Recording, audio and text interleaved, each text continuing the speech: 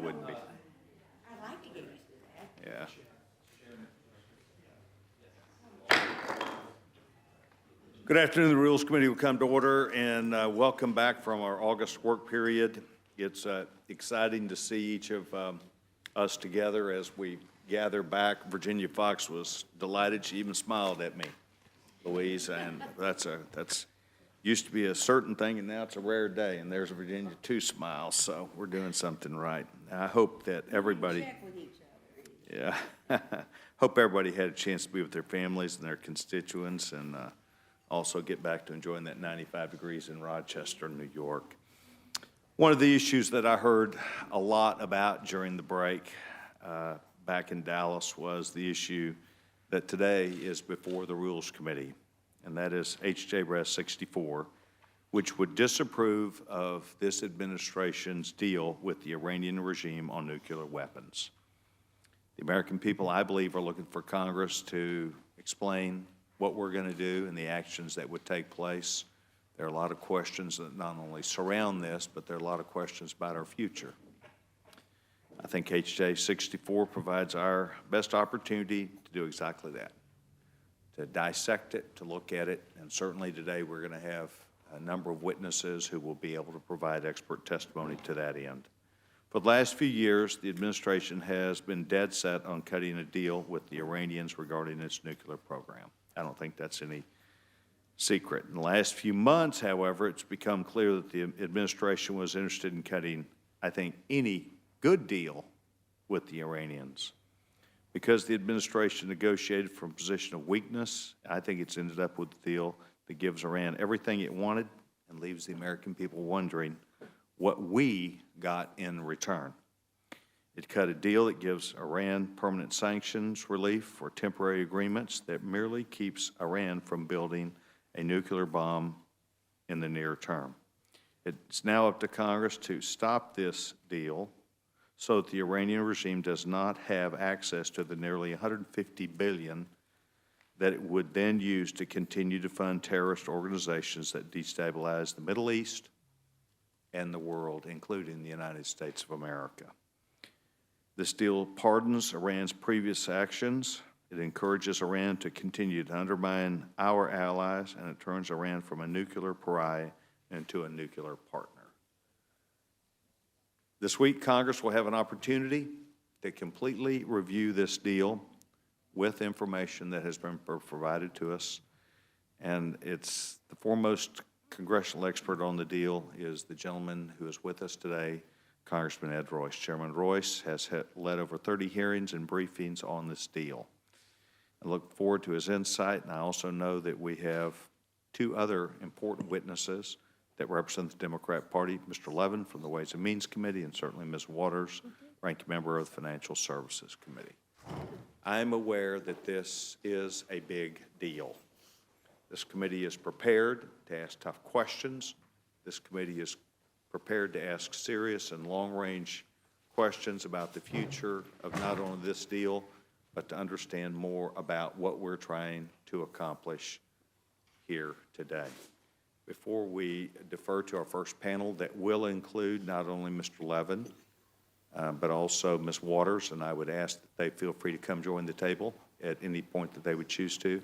I would defer to my colleague, my dear friend, the gentlewoman from Rochester, New York, for any opening statement she would choose to make. Gentlewoman's recognized. Thank you, Mr. Chairman. I appreciate that time. I want to welcome the witnesses as well. Look forward to hearing what they have to say. I do need to correct one thing. I believe that you mentioned that this was an agreement between the President of the United States and Iran. This is an agreement between the Security Council of the United Nations and Iran that was negotiated by 5 countries plus 1, as we all know. A Security Council has already voted 15-0 on this plan, and I'm assuming that that is the controlling vote. But in any case, we know that if everything holds as it said it was going to hold in the Senate, that this is dead on arrival. But we will go on with the game. We're used to that. We've spent, 57 votes on trying to kill health care. But anyway, thank you for yielding me the time. The Joint Comprehensive Plan of Action with Iran has been hailed as, quote, remarkable, end quote, by retired Army General Colin Powell, that I think all of us admire. The former chairman of the Joint Chiefs of Staff, obviously knowing everything you need to know about military operations, and also the former Secretary of State for President George W. Bush. It has the broad and firm support of the international community. Even the members of Israel's security community have come out in support of this unprecedented, comprehensive, and enforceable agreement. Even so, opponents decry it as weak, riddled with loopholes, and inadequate. And to those people, I ask, what is the alternative?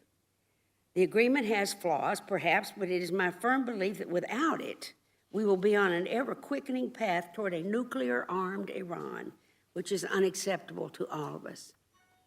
This agreement is a step toward peace, toward diplomacy, toward unifying the international community. Our negotiating partners, Great Britain, China, Russia, Germany, and France, along with the rest of the world, are looking for Congress of the United States not to embarrass itself, and I urge my colleagues to support it. Thank you very much, and I yield back the balance of my time. Ms. Slaughter, thank you very much. I want to welcome not only Mrs. Waters, but Mr. Levin and young chairman of the committee, Mr. Royce, for taking time to be with us today.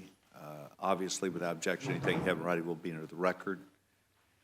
You know that you are here to provide expert testimony. You recognize that, and I do too, that this is a very serious issue, and I appreciate each one of you being here today. Mr. Chairman, you're recognized. Thank you, Chairman Sessions, and thank you very much for Ms. Slaughter. Is that microphone on, Mr. Chairman? I would just start, Mr. Chairman, with the observation that the premise there, that the controlling vote would be the Security Council vote, which Ms. Slaughter raised, sort of goes against the very intention of the House and Senate in passing legislation in the first place that would give Congress a vote on this. And this really raised the question, the timing of going to the Security Council before we received the briefing on the agreement itself and before the people's representatives in the House and Senate even had an opportunity to be recorded on this. The fact that the assertion would be made that the controlling vote would be the Security Council of the United Nations rather than Congress, after Congress had passed legislation and after that legislation was signed by the President of the United States to have our input. And part of that was for us to have the responsibility to look into this agreement before we made an informed decision upon whether or not it was in the interest of the United States. Now, we've held some 30 hearings in the Foreign Affairs Committee and briefings, and I just want to share with the members here, with the chairman and ranking member, that we very much appreciate the Committee on Rules meeting to consider this House Joint Resolution 64. What this resolution would do, it's a resolution of disapproval that I introduced that would prevent a flawed nuclear agreement with Iran from being implemented. And as you know, this legislation is possible because of the vote we made here in the House and in the Senate on the Iran Nuclear Agreement Review Act that overwhelmingly passed. The vote was 400 to 25. It was, again, signed into law by the President. And that legislation established a process for Congress to review the final nuclear agreement with Iran and then take an up or down vote on the merits. And review we have. Many of you have had the opportunity to see some of the coverage of the committee hearings, but we've conducted that review in a bipartisan way. Ranking Member Engel has been a tireless partner in this. The bipartisan way in which the committee has approached this issue wouldn't surprise Mr. Collins or Judge Hastings. We've kept to our collaborative roots since those members left the committee. And while we strive to present a united front to the world, we can't always agree. Mr. Chairman, I don't relish bringing this resolution to the floor. We all wanted these negotiations to succeed, But I'm afraid that this agreement not only comes up short, it is fatally flawed. And indeed, it is dangerous. A few key concerns we've heard from the experts in front of our committee. First, Iran is not required to dismantle key bomb-making technology. Second, Iran is permitted a vast enrichment capacity, reversing decades of bipartisan nonproliferation policy that never imagined endorsing this type of nuclear infrastructure for any country, never mind a country like Iran. And Iran is allowed to continue its research and development to gain an industrial-scale nuclear program once this agreement begins to expire in as little as 10 years. 10 years is a flash in time. And then the Iranian obligations start to unwind. I just don't see that as a formula for a safer, more secure region. While members of Congress insisted on anywhere, anytime inspections, Iran has agreed to something that they call managed access. So instead of allowing international inspectors into suspicious sites within 24 hours, it will take 24 days, but not on the military basis, because worse yet, there have been revelations in recent days about a side agreement between Iran and the United Nations nuclear watchdog. This agreement sets the conditions in which a key Iranian military site suspected of nuclear bomb work will be explored. When I say suspected of nuclear bomb work, the director of the IAEA tells me there's 1,000 pages of documents they have on the bomb work that was done there. And while the details have been kept from Congress directly, it's reported that instead of international inspectors doing the international inspecting, we're going to have Iranians themselves take the inspection lead. Iran has cheated on every agreement they have signed to date. Why are we trusting them to self-police? And the deal guts the sanctions web that is putting intense pressure on Iran.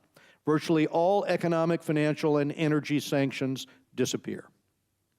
Billions will be made available to Iran to pursue its terrorism. And when I say Iran, remember the way it's set up there, with the IRGC controlling so many of the companies. This is not like a normal business arrangement in a company. When these companies were nationalized basically by the government, they were turned over to the IRGC. So it is those particular elements that are going to be strengthened in this deal. If we have $100 billion that comes out of escrow and goes into those accounts, this isn't a situation where you've got a free-functioning economy where maybe laborers push for higher wages. No, the IRGC will control that money, and they will decide what they spend it on. And we've already seen a little bit of their pronouncements about what's important to them. Getting to Hezbollah, the types of systems, GPS systems, that will allow Hezbollah to fire some 80,000 plus rockets and missiles that the IRGC have supplied Hezbollah. Getting to Hamas, the weapons to replace those that have already been fired. Rebuilding the tunnels that Elliot Engel and I have been in. That's another commitment, apparently, that the IRGC is making. So when we put that down payment into their hands, that's where the down payment goes.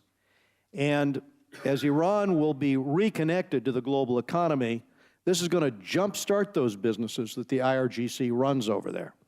So to our dismay, in addition, Iran won a late concession to remove international restrictions on its ballistic missile program and on conventional arms, imperiling the security of the region. And frankly, when we talk about the removal on ballistic missile programs, we have to remember the words of the Ayatollah. It's the responsibility of every military man to figure out in Iran how to help mass produce ICBMs. I don't think he's talking about a space program with that comment. So, Mr. Chairman, and the reason I don't think it is because he follows it up with death to America. That's why I think that his line of thought is one which is a national security threat to the United States. So, Chairman, those are just a few of the reasons that I'm opposed to this agreement.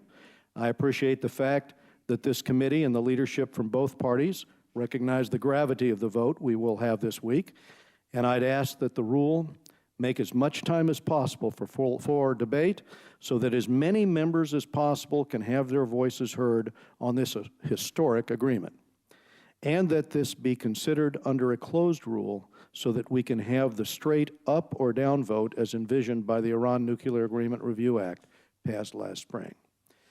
Whatever your view on this agreement, I think we can all agree that we face a very difficult and gravely threatening challenge from the Iranian regime.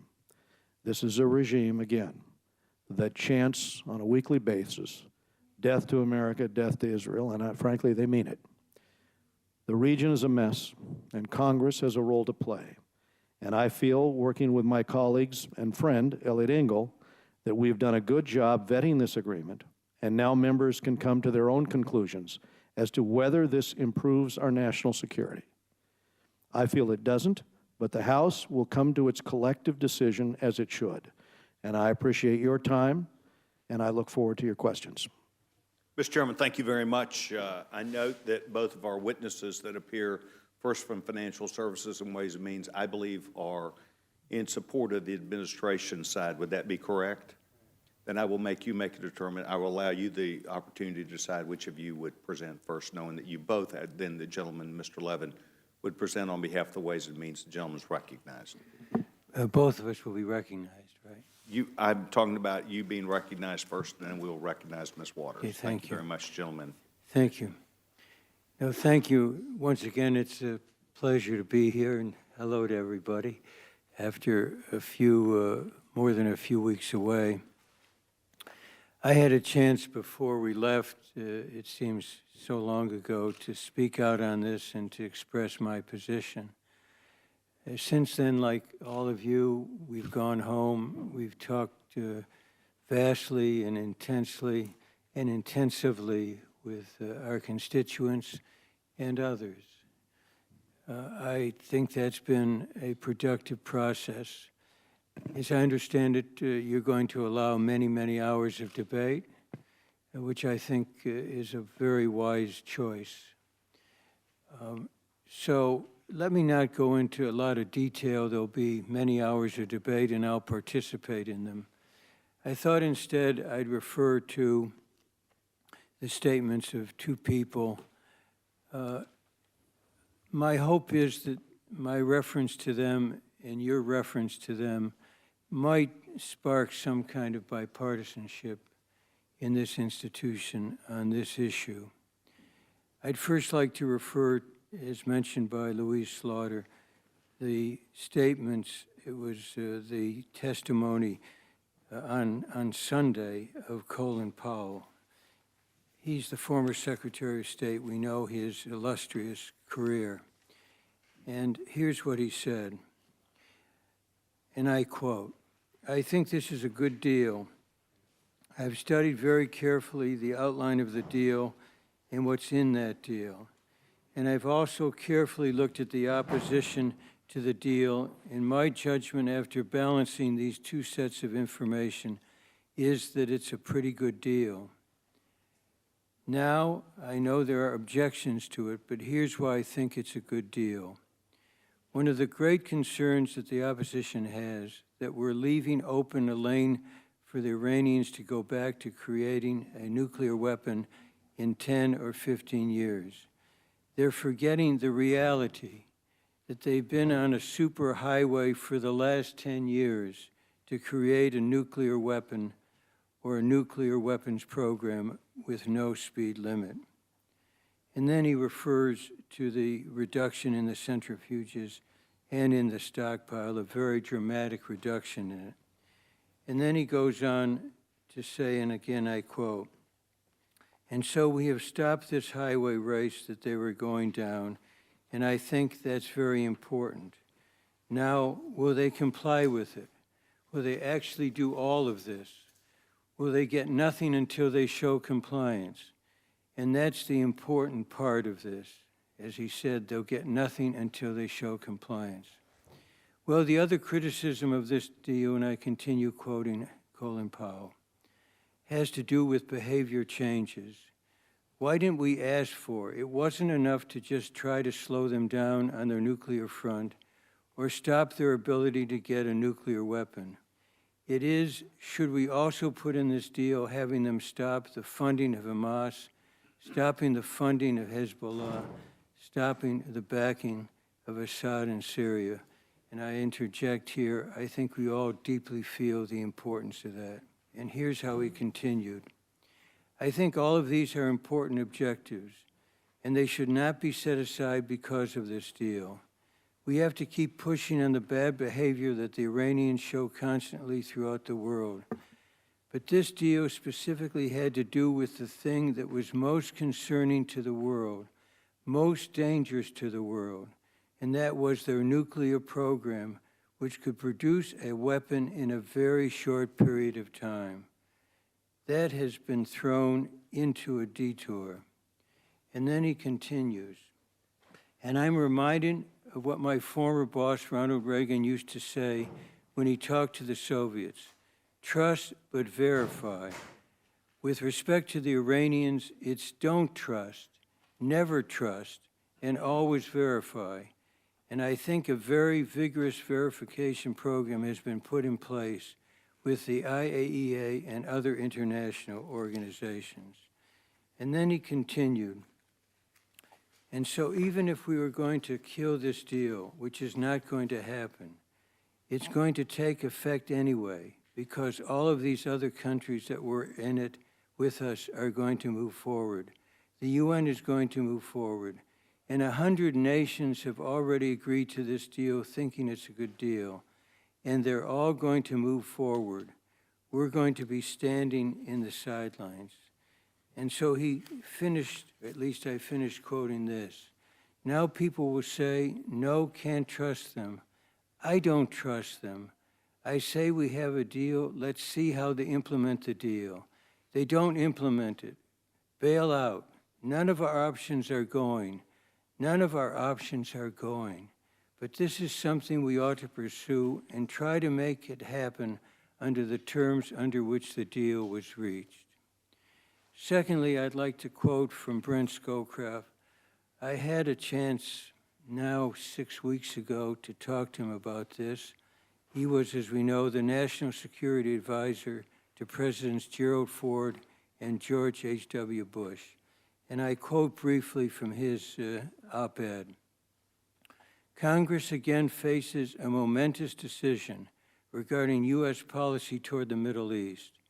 The forthcoming vote on the nuclear deal between P5+1 and Iran will show the world whether the United States has the will and sense of responsibility to help stabilize the Middle East, or whether it will contribute to further turmoil, including the possible spread of nuclear weapons.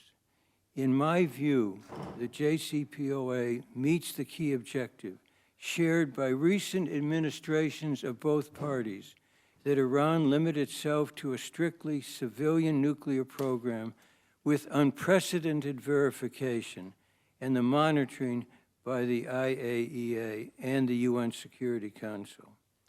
If the U.S. could have handed Iran a take-it-or-leave-it agreement, the terms doubtless would have been more onerous on Iran.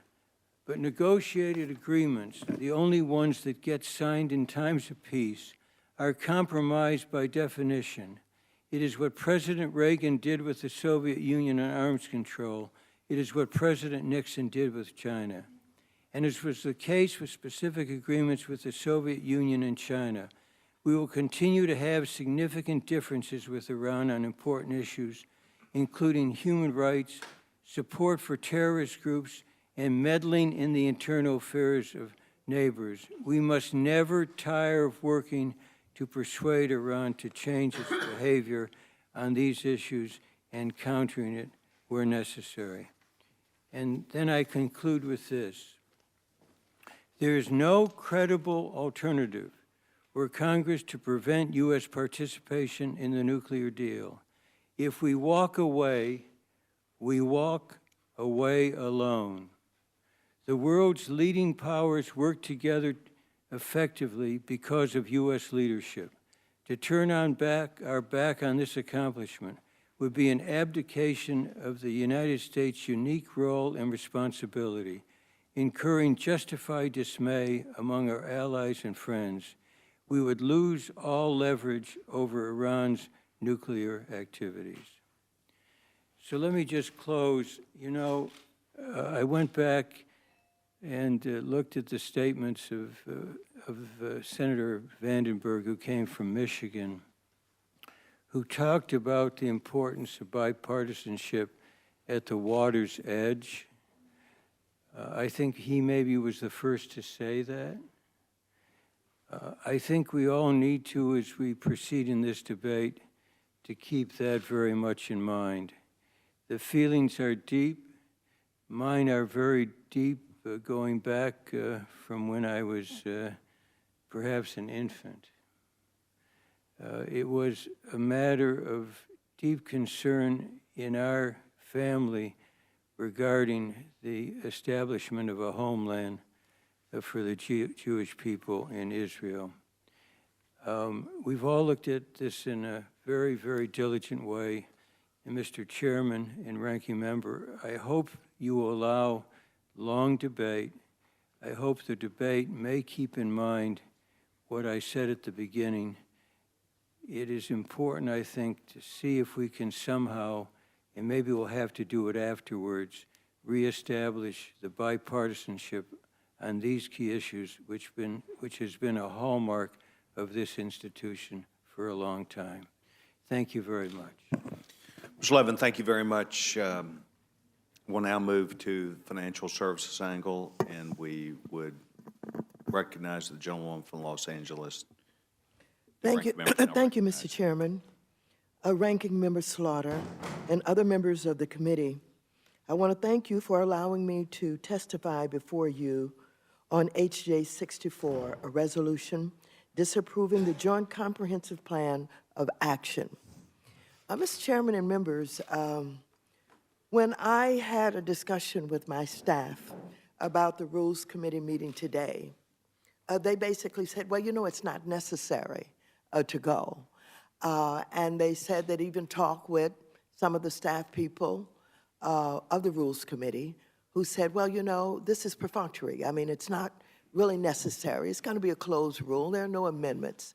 But I rushed from the airplane coming in from Los Angeles today to be at this Rules Committee, despite the fact that I guess it is known that will be a closed rule, because I want to be recorded in history that I took every opportunity to make my voice heard on this defining issue. This is a defining issue for the world, not just for the United States of America. I want it to be known that I believe that the 5+1 who came together on this joint agreement is extraordinary. To have China and Russia at the table talking about averting a nuclear war is extremely important. And not only do I want to be recorded in history at every opportunity, I want to share with you and all of my colleagues not only how I feel, but what I have learned as this debate has taken place around this country and in my district. And so I'm here today to testify before you on HJ 64, this resolution disapproving the Joint Comprehensive Plan of Action, the nuclear deal reached between Iran and 6 world powers that has the support of numerous foreign policy experts, military personnel, atomic energy experts, and the unanimous support of the National Security Council, which voted 15-0 in favor of the deal. I very much believe this deal is in the best interest of the United States and international security because it stands up very well as a barrier to proliferation for at least 15 years, and it establishes an intrusive inspections regime to ensure that Iran's program remains heavily monitored and exclusively peaceful. I also believe that it was the best agreement that could have been reached. The argument from Prime Minister Benjamin Netanyahu and the House Republican leadership supporting this resolution that a better deal is possible ignores their own views of the Iranian regime. These critics describe the Iranian regime as a wholly intransigent one, bent on regional domination and unwilling to show any accommodation. Given this depiction, what basis do they have for saying that somehow Iran could have been persuaded to concede even more than they did? The other alternative, which I believe many of the agreement's critics prefer, is an attack on Iran led by our country. The first thing that must be said about this is that every expert agrees that short of an American occupation of Iran, nothing could prevent an Iranian nuclear capacity. The war in Iraq that President Bush initiated was the single biggest disaster any American president ever caused. War with Iran would be far worse. Mr. Chairman and members, I chaired a committee of the House opposing the war in Iraq. And as we look back and reflect on the loss of life, over 1,000 American soldiers, and the cost of that war, I think we can all agree it was a mistake. If we fail to understand the significance and the importance of this agreement, and we in any way attempt to walk away and isolate ourselves, it would be perhaps the biggest mistake this country has ever made. Without this deal, we would very quickly face the unpalatable choice between allowing Iranians to continue its march towards a nuclear capability or using military force to temporarily stop it. Let's be clear about one thing. If Congress rejects this deal, it will not lead to a better one. If the United States walks away, we walk away alone. The harsh international sanctions against Iran that have been in place for over a decade were able to get Iran to the negotiating table. But economic sanctions alone have not prevented Iran from continuing to pursue a nuclear capability. In fact, history suggests that continued economic pressure will not force Iran to agree to everything we might want. Despite harsh sanctions and isolation, North Korea still became a nuclear weapon state. Crippling sanctions on Iraq still did not lead to Saddam relenting to U.S. demands, even under the threat of invasion. There is no guarantee that even powerful sanctions and the threat of force will lead Iran to eliminate all aspects of its nuclear program, and plenty of reason to think that perhaps it will not. Instead, the United States will have broken from its European allies. The necessary international support for Iran-related sanctions will likely erode. Iran would be able to rapidly expand its capacity to produce bomb-grade materials, and we would lose out on securing enhanced inspections needed to detect a clandestine weapons effort. In other words, the risk of a nuclear-armed Iran would significantly increase. This deal deserves support because it is a well-built agreement that has Iran conceding that they will not pursue nuclear weapons.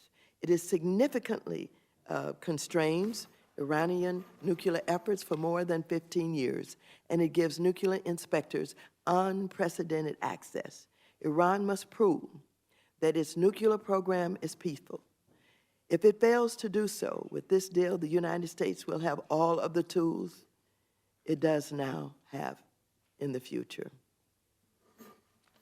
And so, if I can just wrap this up by, again, reiterating to all of you that we all have an opportunity to be a part of a significant, important, agreement. We all have an opportunity to be recorded in history the way I think we would like to be recorded, that we joined hands in an effort to bring about peace. I am more than optimistic that we can do this. I'm more than optimistic that we can begin to rely on the young people in Iran, many of whom have demonstrated that they too want peace, and that the Ayatollah and others who have sent a different kind of message around the world consistently will not be in control forever. And it's up to us to have a vision for this possibility. And I want to be recorded that way. And I thank you for allowing me to be here at the Rules Committee today to be able to say one more time that I support this agreement. Thank you very much. Mr. Chairman, you began talking about, and it's been a discussion today, about the process that we know that the President did prefer to walk around Congress, not thinking he needed the Congress involved. I am of a belief that something this big should involve congressional input and dialogue, and that's really what the Corker bill was about. And you know, can you tell us real quickly, how did the Corker bill ensure that Congress has the opportunity to block this deal, and why we're here is relevant to, I believe, your committee and the 4 other committees of jurisdiction, and why we're here today at the Rules Committee? Thank you, Mr. Chairman. I would just make the observation that Congress registered its concerns very early in this process, and in a bipartisan way, because if we think back to the legislation that I and Elliot Engel originally authored and tried to push in terms of this negotiation, that legislation, which passed this House 400 to 20, and then was blocked over in the Senate at the request of the administration and could not come up, that would have given the Ayatollah a choice between economic collapse or real compromise on his nuclear program. And I want to get to this point, that the President offers a false choice between this agreement or war. Even a supporter of the deal testified in front of the committee that I chair that I wouldn't say that if you were opposed to this deal that somehow that leads to war. I think that's false, said the witness on behalf of the administration. It is false. It is false. Indeed, the country's top military office, the chairman of the Joint Chiefs, recently testified in front of Congress disputing the assertion that it was this deal or war, noting that the United States would have a range of options. What are those options? The most important one, the most important option that we had, the most effective sanctions against Iran, have always been those that give companies and countries a choice to do business with Iran or the United States. And that, indeed, is the premise of the legislation that we had passed 400 to 20. That is what we wanted to put into play. When given such a choice, which would still be possible to do if Congress rejects this agreement, then the result, in every case we've seen in the past, is companies and countries choose the United States. They do not choose to do business and lock themselves out of our market. The Obama administration has never liked sanctions. They fought vigorously to oppose sanctions targeting Iran's central bank in December 2011. Then, as they are now, the Obama administration claimed that imposing these sanctions would divide the international coalition and leave the United States alone in the world. I'll remind you, that didn't happen when we hung tough in 2011, when Congress pushed for those sanctions, and we got that set of sanctions through. Indeed, that's why Iran's even at the table. So, businesses, and in particular banks, will be hesitant to put a premium on the Iranian market if that means getting shut out of the United States. I think all of us understand that. That's the power of the United States financial markets. That's the potential damage of reputational risk to any company that makes that decision. That's the power that we in Congress wanted to deploy in this negotiation, and that is what the administration did not deploy flat out by blocking the legislation that I and Elliot Engel had passed out of this House. So while maintaining a united sanctions front after Congress rejects the nuclear agreement will be difficult, it will be easier to do so today than 5 years from now when Iran is caught cheating and a sanctions regime must be reconstructed, because I guarantee you, based on Iran's past behavior, they will be caught cheating. So I would ask you, would you sooner deploy such a strategy now in order to force them to actually open up with a program where you can have verifiable inspections, going back to Reagan's quote, which was actually an old Russian saying, right? Trust but verify. The verification is the part where we both agree with it. We don't trust Iran. It's the verification program that's missing here. And that is what gives us one of the many issues that gives us such great qualms in moving forward with something that would allow the Iranians to do their own verification and bring that to the United Nations. For all of those reasons, that's why we felt Congress should be involved in negotiating this agreement, and why we are very disappointed that, of the letter we sent on the committee, 84% of the members of this House signed that letter for those 4 issues that we wanted in this agreement. And not one of those issues is in the agreement. Anywhere, anytime inspections, not there. Don't lift the sanctions up front. Hold them for the duration of the agreement to make sure that we have compliance, not there. The answers to the 12 questions from the IAEA, for which we have 1,000 pages of evidence, not there. The request that this be multiple decades instead of 10-plus years, not there. And then something we never even envisioned. They added lifting the arms embargo on Iran itself, so Iran will have the ability to move forward with its ICBM program, as well as transferring conventional arms to Hezbollah and Hamas. I've never seen anything negotiated as poorly as this agreement, and that's why we're here today, Mr. Chairman. Mr. Chairman, could I just comment briefly? Yes, sir. I have a meeting at 6. I just need to keep. Could I just take a couple minutes? The gentleman would like a couple more minutes? Would this be an opening statement, or would this be to reply to a question? I asked if I could comment on what the You'd chair like to said. reply to the same question. The gentleman's recognized. Thank you. It's sometimes said that the administration fought the sanctions throughout. That's not true. I was involved in many of the discussions about sanctions, and if anybody wants to raise that question, I suggest that they talk to Howard Berman. It's not true. There were differences of opinion about the nature of the sanctions in some respect. It is incorrect to say that this administration opposed sanctions against Iran. It's not true. And I just want to say one other word about this notion that we'll be stronger turning this down in terms of sanctions. I don't know of any responsible person who's looked at this, who has the background in it, who says that. I just suggest that you look at the testimony of Secretary Jack Lew.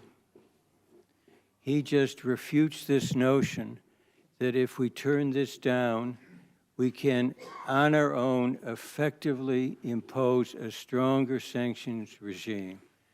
That's fallacious. We would walk alone, as Mr. Scowcroft has said and Colin Bowell has said.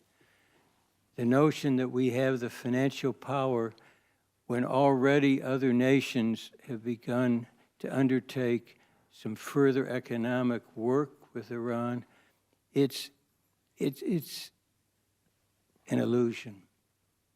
It's an illusion because so many of the sanctions would disappear. The other countries would not participate.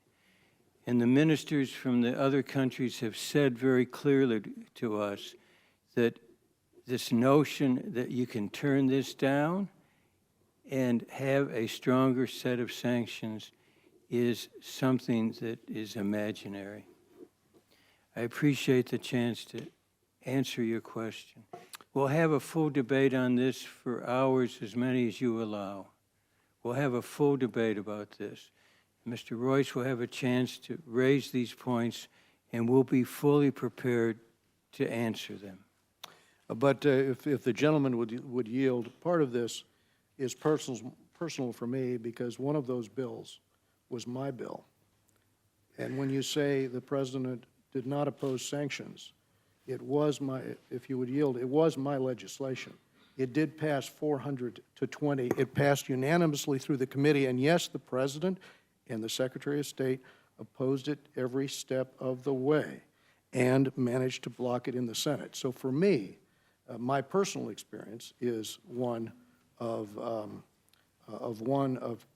not being able to convince the administration that putting additional pressure on Iran with sanctions would be helpful. And the conclusion I reached is one that was shared by the vast majority of this House at the time. If you look, if I take back my time. Excuse just a minute. I appreciate the gentleman having a discussion back and forth. We're going to continue. Yes, sir. Yeah, thank you very much. I want to be respectful to all three of you to get the things out that you wanted to respond to a question.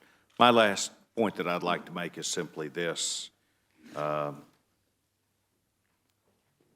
question about that this will lead to war.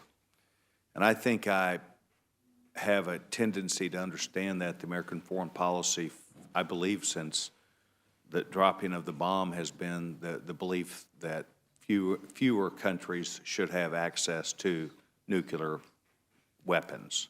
And have spent a great deal of time trying to watch that, the proliferation that might occur, whether it was breaking up the Soviet Union or other nations as they go through their ups and downs, and that it defies my logic that we would just automatically say, but you can have it in 15 years, when we've tried to do everything we can do to not do that. And it seems like to me that when negotiation fails, that's when you get war. I believe that to have any country that threatens our allies or Americans, that it is in our best interest, Mr. Chairman, to make sure that we are doing what we can to protect this country. And I believe it's a capitulation and giving in to that. And so I have answered the question myself. I believe this is about making Iran the strongest person in the Middle East. And that comes against conventional wisdom. I don't understand that, and I'm worried about that. Chairman, if I could respond to that, again, to quote the chairman of the Joint Chiefs, as he said, it does not mean that we would have a military conflict. He said the United States has a range of options. He did not think it meant that. He thinks that it doesn't mean war. But what it does mean is rolling up our sleeves and turning up the economic pressure on the regime and on the regime's supporters and negotiating a better agreement that advances the national security interests of the United States and our allies and our partners. But that is something we will debate as we go forward. And well, my point was the negotiations, we gave it to them. If we didn't want them to have it, it would resort to war. Thank you very much. Right. We're not opposed to diplomacy. We're just against bad diplomacy, and that's what we're going to debate. Well, I think this gives up diplomacy. The gentlewoman, yes, sir. You to be excused. Yeah, Mr. Levin, you did tell me ahead of time that you had things that you had to do, and I want to thank the gentleman for And being I here. appreciate the time. You did well enough And to be invited back, we'll and I see each appreciate you other very much. Thank you very much. on the floor. Thanks. Yes, sir. Ms. Waters, will you be staying? The gentlewoman is invited to stay. The gentlewoman from North Carolina, Vice Chairman of the Committee, Mrs. Fox, recognized. Thank you, Mr. Chairman, and I want to thank the Chairman of the Committee, Foreign Affairs Committee, for being here with us, and thank Ms. Waters for being here also. Mr. Chairman, most of us here today agree the United States cannot tolerate a nuclear regime in Iran. Unfortunately, President Obama and his allies have spent the past 2 months vilifying as warmongers those who are deeply concerned, as I am, that this deal may postpone but will not prevent Iran from gaining nuclear weapons. That is unfortunate rhetoric from those who themselves stated, if you like your health care plan, you can keep your health care. Before the final deal was announced, I spoke on the House floor about my concerns that inspectors from the International Atomic Energy Agency would have limited access to key sites under untenable bureaucratic terms. Given what we know about the text of the deal itself, from the text of the deal itself, what we've learned about the agreement between Iran and the IAEA, these concerns are well-founded. In addition to allowing Iran to continue and enhance its nuclear capabilities, this deal lifts crucial economic sanctions, allowing billions of dollars to flow into the Iranian economy. It is expected that much of this windfall, estimated to exceed $100 billion, will pass through Iran's economy to entities like Hezbollah, which has dedicated itself to war with Israel since the early 1980s. Mr. Royce, your discussion with the chairman makes it clear a wealthier, more militarized Iran poses a significant threat to the stability of our allies in the region, especially to our friend Israel. Given the Ayatollah's continued public incitement of violence against Israel, what steps can Congress take in tandem with disapproval of the joint agreement to bolster Israel's security and stability in the Middle East? Well, Representative Fox, let me share with you my concerns in terms of what I saw up close on the basis of Iran's I think your transfer. microphone needs to be. On the basis of Iran's transfer of military capability to Hezbollah. In 2006, when I was chairman of the terrorist subcommittee, anti-terrorism subcommittee, we were in Haifa when it was being shelled by the Hezbollah regime. And at that point, Quds forces were on the ground. Iranian forces were assisting. They maybe had 10,000 rockets and missiles in the inventory. In Haifa, they were slamming these missiles. Each one had 90,000 ball bearings into the center of town. There were 600 victims in the trauma hospital. So when we talk about how are we going to prevent Iran from building on the tragedy that we've already witnessed, the first question is this. We've already shown an incapacity to stop Iran from transferring what was 10,000 rockets and now is 80,000. But this is the recent statement that the Iranian government has made. They now say what we need to do is to transfer, and this would be a violation, right, of the old arms embargo, but it's one of the reasons they wanted that lifted. They want to transfer to Hezbollah the GPS capability or the ability to direct these missiles so that they can be fired precisely at a given target. No longer will they just slam into the center of town. Now they can hit the airport, or they can hit a skyscraper in Tel Aviv, or they can hit Jerusalem at a specific location. That's the capability the Iranian regime is trying to transfer. It's hard to do it when you don't have the resources, but boy, if you lift $100 billion worth of money that's held in escrow, and that goes into the hands of the IRGC, then they're going to have that capability. They've also, it was reported in the Wall Street Journal, Iran is looking to rebuild the tunnels. Now, myself and Elliot Engel were in one of those tunnels. There were 33 of them that have been discovered. They need to be rebuilt, apparently, in the eyes of the IRGC in Iran. And so that government is offering to rebuild those tunnels for Hamas, resupply Hamas with weapons. And the question I have is, in the middle of this negotiation, you have the head of the Quds forces who personally led a raid into Israel, who helped overthrow the government in Yemen, one of our allies, who has led forces in Syria and in Iraq, who has killed 500 Americans. This individual reportedly made a trip over to Russia in order to talk with Russian officials. I wonder what he wanted. One of the things we know he wants is greater capability in offensive weaponry, missiles and otherwise, and now the Russians are talking about sending to Iran new missiles. Those are the types of weapons that Iran would like to put in the hands of Hezbollah. And now that they're in Syria, by the way, they're on the border, and recently Iran has been charged with firing missiles from Syria into Israel. So what I see here is a need to really focus on the fact that this tranche of cash into the hands of these military leaders in Iran and these Quds forces on the ground that help Hezbollah is going to give them the opportunity to open up in very short order a new front. So if this goes through and the sanctions are lifted and the arms embargo is lifted, these are the worries I think we have. But by the way, it's not just Israel. I'll just remind you, our friends in the region, it wasn't just Yemen that fell.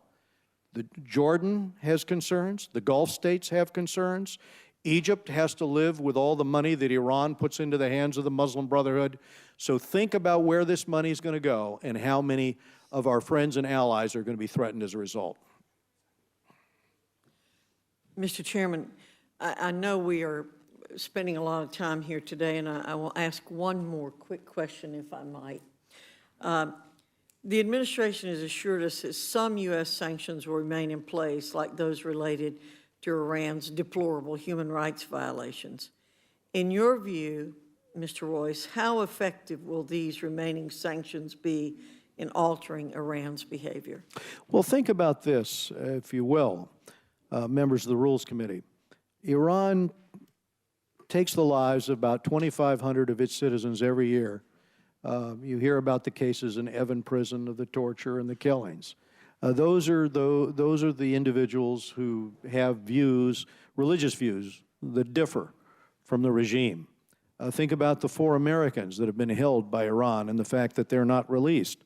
So we had one measure of leverage besides the drop in the price of oil, and that was the sanctions that we were holding on Iran.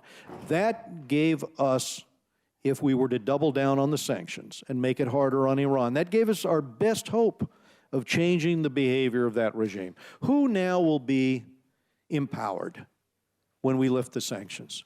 As I said before, who controls in Iran the bank accounts? Theirs is not a free economy. The Ayatollahs, the clerics, and the commanders of the IRGC, of their military, are the ones that control the major companies because after the '79 revolution, they were transferred to those individuals. So as the money courses in, as the money goes through the society, they are the ones with the leverage. Up until now, Iran has been on the ropes.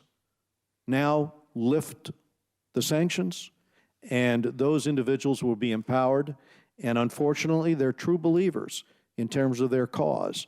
When they say death to America, when they say death to Israel, and you saw Rouhani himself marching in the street, well, this is a story that the New York Times carried. They said the crowd behind him were saying death to America. The signs in front of him, death to Israel. They quote Rouhani, and they ask him, how does the future look? He says, with this deal, the future looks very bright. Wouldn't it have been better if we at least had got them to change their rhetoric in terms of their threats? Talk about telegraphing a punch. I mean, the Iranian regime has been very clear in terms of its objectives since 1979, and the neighboring countries can attest to the fact that they're not only destabilizing the region, they have very real designs on what they would like to do in those neighborhoods in terms of sowing terror, and they've proved that they can do it whenever they can get their hands on hard currency. They're going to have a lot more hard currency, unfortunately, if this deal goes through. Thank you. Thank you, Mr. Chairman. Mrs. Slaughter, you're recognized. Thank you, Madam Chairman. I would like to ask unanimous consent to insert in the record the Statement of Administrative Policy. Without objection. Thank you, and I'd like to read from it and just let the administration speak for itself here this afternoon. The administration strongly opposes, as we all know, and it just talks about who is in the P5+1. It would effectively block the international community from peacefully and verifiably preventing Iran from acquiring a nuclear weapon would allow for the resumption of the unconstrained and unchecked Iranian nuclear program and would lead to the unraveling of the international sanctions regime that was sustained because the administration sought to diplomatically resolve concerns regarding Iran's nuclear program. Further enactment of this resolution would deal a devastating blow to America's credibility as a leader of diplomacy and could ultimately result in the exhaustion of alternatives to military action. If this resolution were enacted, the hard work of sustaining a unified coalition to combat Iran's destabilizing activities in the region would be much more difficult, as would America's ability to lead the world on nuclear nonproliferation. Preventing Iran from acquiring a nuclear weapon has been a top priority of the United States and the administration. It's been a longstanding policy to retain all options to achieve that objective, including possible military options. At the same time, the administration has worked diligently with Congress and our international partners to achieve a peaceful, diplomatic solution, recognizing that a negotiated understanding offers a more effective, a verifiable, and durable resolution. The JCPOA achieves this by reinforcing the prohibition against Iran obtaining a nuclear weapon, by verifiably cutting off all of Iran's potential pathways to a nuclear weapon, and instituting the most comprehensive inspection and verification regime ever negotiated to monitor a nuclear program.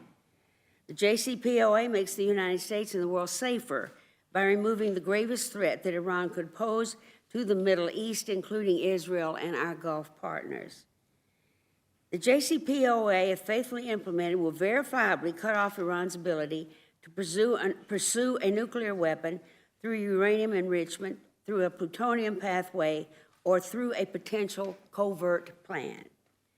Iran is bound under the Treaty of the Non-Proliferation of Nuclear Weapons to never seek a nuclear weapon, and the JCPOA provides the tools to ensure that Iran cannot use a peaceful program as a cover to pursue a nuclear weapon. The JCPOA is not based on trust, but on an unprecedented inspections, monitoring, and transparency regime. Under the JCPOA, there will be 24/7 monitoring of Iran's key nuclear facilities. Inspectors will be able to get timely access to the places they need to go for inspections, or Iran will be in violation of the JCPOA and risk the reimposition of sanctions, which, let me add, would probably only be possible if we have this treaty, or this agreement rather, because the other nations in this agreement would not go along with reinstating sanctions, and they have said so. For decades, the inspectors will have access to Iran's entire nuclear supply chain, from the uranium mines and mills to the centrifuge production facilities. And this means in order for Iran to covertly acquire a nuclear weapon, it would need to build an entirely separate, undetected nuclear supply chain. The JCPOA also facilitates the International Atomic Energy Agency's ability to complete its report on the possible military dimensions of Iran's pre-2003 program. It also ensures that Iran has powerful incentives to keep its nuclear commitments. Before getting phased relief from secondary nuclear-related sanctions, Iran has to complete all of the major nuclear steps, which will extend the amount of time it would take Iran to acquire enough fissile material for one weapon from the current 2 to 3 months to at least a year. For example, the core of Iran's heavy water reactor at Iraq will be pulled out and filled with concrete, rendering it unable to produce plutonium that could be used for a weapon. 2/3 of its nearly 20,000 currently installed centrifuges will be removed. Its current stockpile of enriched uranium will be reduced by 98%, and it must put in place the monitoring, surveillance, and access measures that will ensure the ability to verify that its nuclear program is used exclusively for peaceful purposes going forward. If Iran fails to abide by its JCPOA commitments, all relieved sanctions, both unilateral and multilateral, can snap back into place. The administration is fully committed to continuing to brief and closely consult the Congress as we work with our international partners to ensure successful implementation of the JCPOA. As we address our concerns with Iran's nuclear program, the administration remains clear-eyed and shares the deep concerns of the Congress and the American people about Iran's support for terrorism, its destabilizing role in the region, its human rights abuses, and that is why we will continue to vigorously enforce our sanctions against these activities and work closely with our partners in the region to counter them, using a range of unilateral and multilateral tools. The JCPOA must be assessed by what it achieves on its central goal of preventing Iran from obtaining a nuclear weapon. And the administration urges the Congress to fully consider the stakes for our national security of walking away from the international community. Without the JCPOA in place, Iran would likely resume the advancement of its nuclear program without any of the constraints or transparency required by this deal, and without the international unity of our sanctions regime, which would be the worst of all possible worlds, leaving us in a position of weakness, not strength. The President has made it clear that he will veto any legislation that prevents the successful implementation of JCPOA. If the President were presented with H.J. Res. 64, he would veto the resolution, and I yield back my time. Thank you very much. Mr. Cole, you're recognized. Thank you, Madam Chairman. I want to begin by thanking both our distinguished members for being here. Particularly want to thank the chairman, who I think has been exceptionally articulate and astute in the discussion that we've had. And I also want to posit a couple of things up front before I ask my questions. First, I don't question anybody's motives in this debate. I really don't. Quite frankly, on the president's side, look, about 2 out of every 3 people of opinion in the country are against this deal. And most Americans think, according to the latest poll, I actually saw another one just today, that if a majority of Congress disapproves, as it likely will, that the president shouldn't veto that. And you know, from the president's standpoint, the future Democratic leader in the Senate is opposed to this deal. The former Democratic chairman of the Senate Foreign Relations Committee is opposed to this deal. I believe both the current ranking members of the Senate and the House Foreign Affairs Committee, both Democrats obviously, are opposed to this deal. So if you're willing to push ahead under that, then you certainly must believe in the deal. So I don't have any doubt the president believes in what he's doing. I don't have any doubt the secretary believes in what they're doing. I also want to posit the same thing's true on the other side. You know, we've heard a lot of rhetoric out of the White House that Republican opposition is simply partisan obstructionist. You know, they were singing a little different tune 6 weeks ago, or when Trade Promotion Authority got passed overwhelmingly by Republican votes to give the president what to that point had been his biggest foreign policy victory of the year. And frankly, if he negotiates successfully deals in the Trans-Pacific Partnership and the equivalent agreement with our European friends, it'll probably be overwhelmingly Republican votes that pass that if he chooses to submit an agreement. So to suggest that Republicans aren't willing to support the president simply because there's a partisan difference isn't wrong. I think actually they've demonstrated that they will, or isn't correct. They've demonstrated repeatedly that they're willing to support him if they think he's right, you know, which I assume is true for our Democratic members who opposed him on the trade issue because they thought he was wrong. I don't doubt their motives, but they didn't support, quote, the president for partisan reasons. I would hope they'd grant we're not opposing him today for partisan reasons. There are a lot of things about this agreement that cause me a great deal of concern. Mr. Chairman, I want to address my first question to you. There have been all sorts of news reports about secret side deals between Iran and the International Atomic Energy Agency. Have those agreements been fully disclosed to the committee or to the country? Does the administration even have detailed knowledge about those agreements? I have asked for those agreements in writing, the 2-side agreements, and no, we have not received them, Mr. Cole. In your opinion, could those agreements materially impact whether or not this is a good agreement or not? If we go to the issue of self-inspections, I had always presumed that international inspectors would be doing the international inspections. And given the erosion of the original concept of anywhere, anytime inspections to first 24 hours and then, as Michael Hayden, former head of the CIA, explained, into a position where it becomes a political decision, not a technical one, in which Iran has a say, Russia has a say, China has a say in terms of access.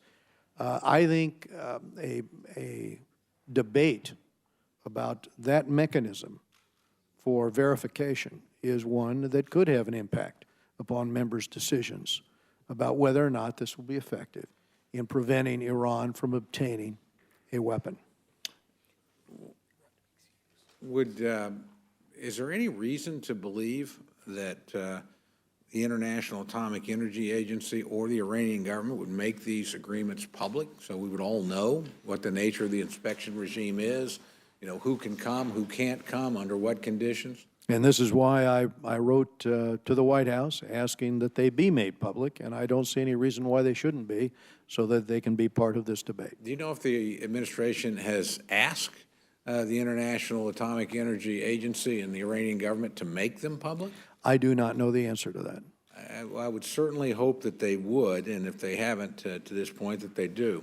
Let me move to another part of the agreement that we know a little bit more about, and that's the easing of sanctions in terms of the financial windfall that will come to the Iranian regime.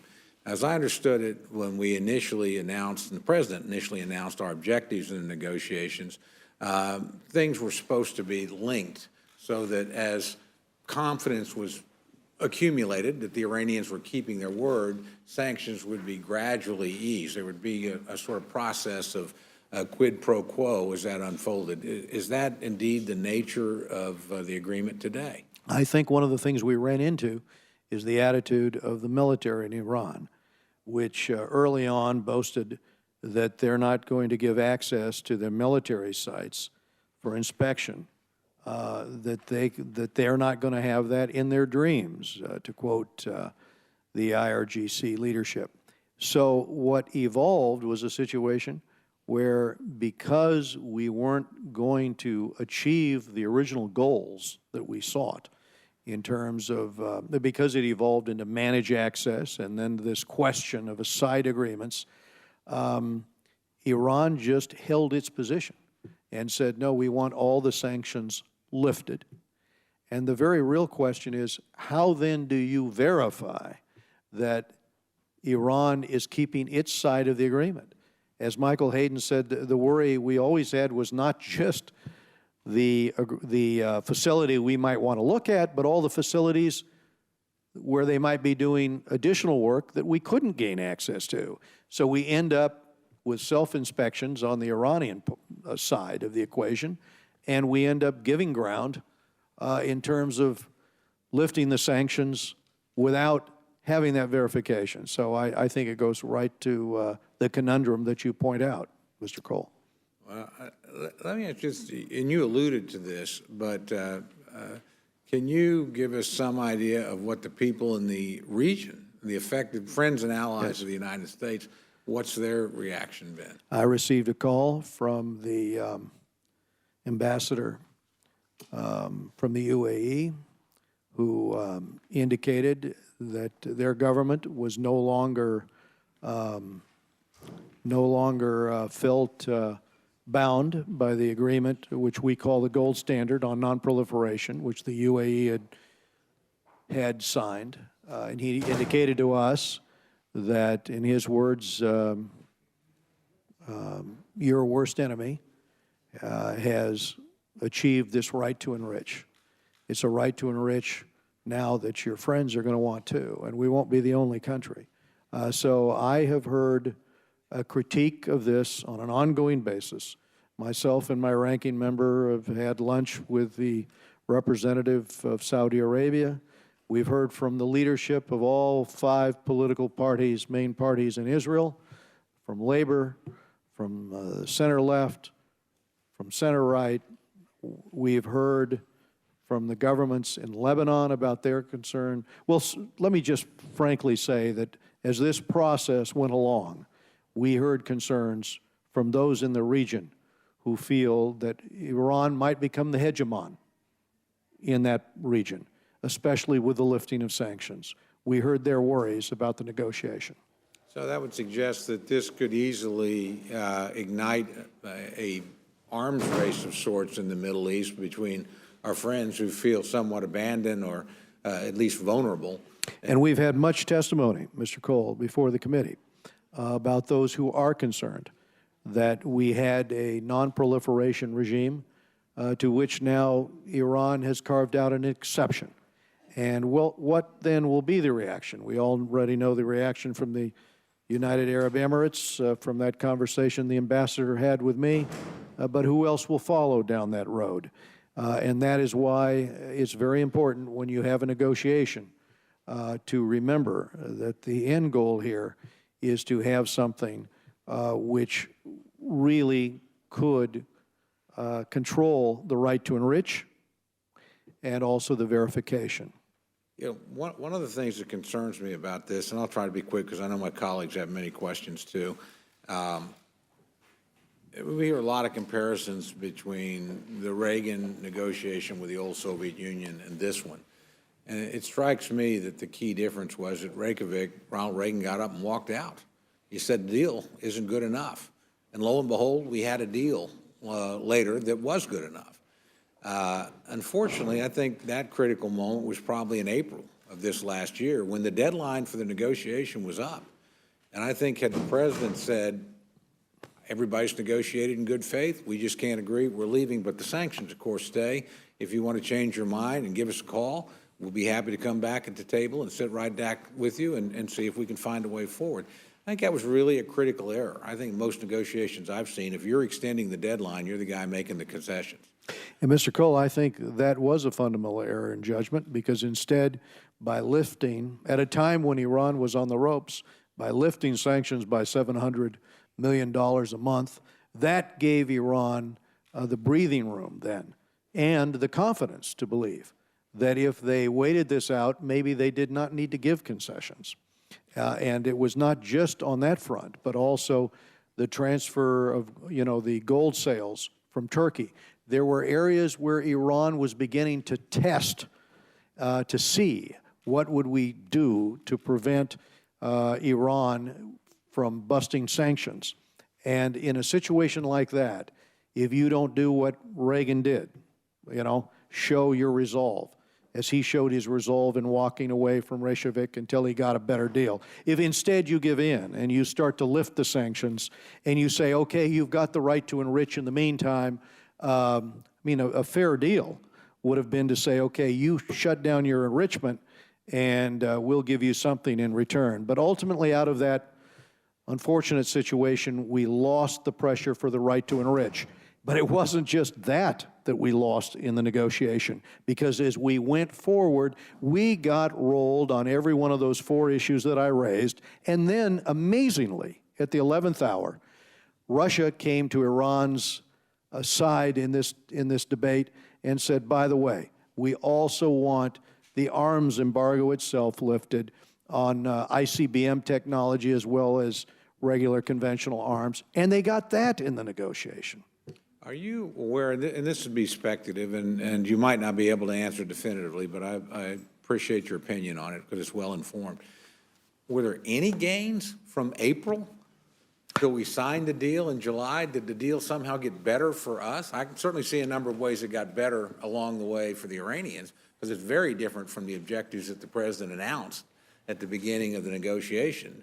But are there areas that we seem to get the upper hand in? Any? Mr. Cole, I did not see areas where I felt we were gaining ground.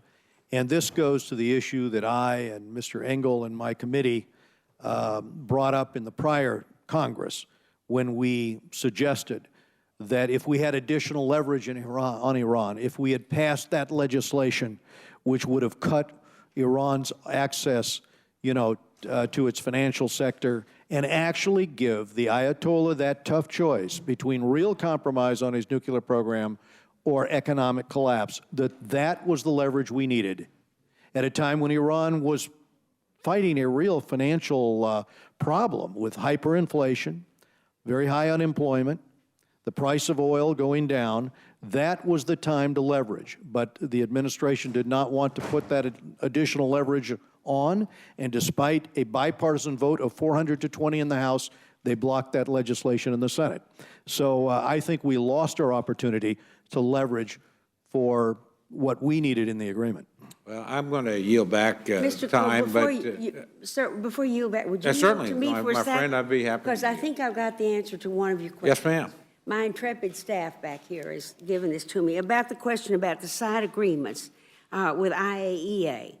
There is no secret side deal hiding loopholes to the nuclear agreement with Iran. Iran has the same sort of agreements with IAEA that the United States has. Iran is a party to the Nuclear Non-Proliferation Treaty, so it has so-called, in quote, safeguards agreement with the IAEA that contains, among other things, verification protocols agreed to by IAEA and Iran. The IAEA has these safeguard agreements with 180 countries, including us. We have one of our own. Each one of them are separate. These extremely sensitive agreements, including the USA's agreement with IAEA, are all confidential because if they were public, none of the 180 countries would agree to IAEA oversight. Well, If lawmakers from Iran ask the IAEA to see the safeguards agreement with the United States, the IAEA Director General, Yikia, I hope that's right, Amano, would say no, and he did the same when he told our lawmakers that he could not show them Iran's agreement. reclaiming my time, Well, thank you for yielding. Absolutely. I just would point out, there's a big difference between the United States, which hasn't violated the non-proliferation agreement, and Iran that has repeatedly violated it. That's why there was a negotiation, because they had been in violation repeatedly on this. So the idea that they should have the same treatment as people that have kept their word and kept the agreement, I think is suspect to me.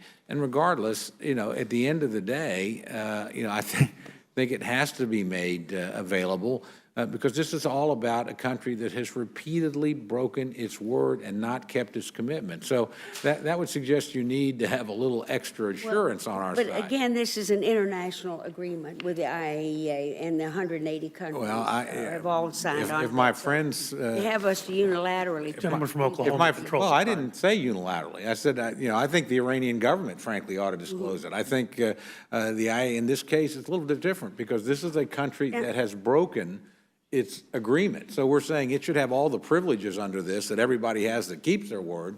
And I'm sorry, I just don't have that kind of confidence in the people in Tehran and Just the trying regime to in help. Tehran. So that's my concern. Let me yield back, if I may, but I just want to thank my friend, the chairman, and I want to thank your ranking member as well for the manner in which you both have conducted yourself through this and the hearings. It's been informative. It's been helpful to those of us that are not on your committee, and again, look forward to hearing more in the days ahead. So with that, Mr. Chairman, I yield back. Chair thanks the gentleman. Gentleman yields back. Chair recognizes the gentleman from Massachusetts. Thank you very much. And let me say at the outset, I support this deal, and I think it's a good deal, and for one important reason, because it blocks all of Iran's pathways to a nuclear weapon, and that's what this deal was supposed to be about. And this negotiation, by the way, stopped the progress on Iran's nuclear program. If it wasn't for this negotiation, Iran would probably have the bomb by now. And then we would be talking about some really awful alternatives here today. And I just also think it's worth repeating that all 15 members of the UN Security Council and the 6 members of the Gulf Cooperation Council, including Saudi Arabia, all support the agreement as the most effective method in preventing a nuclear-armed Iran. And I'd like to ask unanimous consent to put in the record a letter signed by more than 100 American ambassadors, including 5 former ambassadors to Israel, in support of the deal. I'd like to also ask unanimous consent to put in the record a letter that was sent to all of us by 77 nuclear non-proliferation experts who have been advisors to both Republican and Democratic administrations. Without objection, so ordered. Also, a letter that we all should have received from 32 of the nation's top scientists, including Nobel laureates, veteran makers of nuclear arms and former White House science advisors who wrote a letter in support of this deal. And also a letter that was sent to us by 4,100 U.S. Catholic sisters throughout the United States in support of this deal. Look, I don't trust Iran. I think the verification measures in this agreement are solid, and I think that's reflected by the expert opinion that is coming out in support of this deal. I should also just say for the record, while I don't trust Iran, I don't think the Iranians have a lot of trust for us either. And when you look at our history in Iran, from a CIA overthrow of their government in the 1950s to our collaboration with our then friend Saddam Hussein in the late 1980s when we shared intelligence with him, which he then used to use sarin gas against Iranian soldiers. I mean, I think there's a lot of history with us that provides a lot of skepticism in Iran with regard to anything we do. So neither of us trust one another, and that is precisely why we need an agreement like this that is verified. And I think that the administration deserves credit. And look, I think everybody on this committee has made up their mind on how they're going to vote on this. I think the point of this committee is to make sure that there is ample time for robust debate so that everybody can make their views known and engage in that debate. And I certainly would support that. And I hope we have as much debate as humanly possible because I think it is important for people on both sides to be able to state their opinion. But again, I would just close by saying, you know, I'm going to proudly support this agreement and vote against the resolution of disapproval because I think it's in the interest of the United States. I think it is in the interest of Israel. I think it is the interest of the world to prevent Iran from getting a nuclear weapon, and I think this is our best chance of doing it. And with that, I yield back my time. Gentleman yields back. The chair thanks the gentleman. Chair recognizes the gentleman from Georgia. Thank you, Mr. Chairman.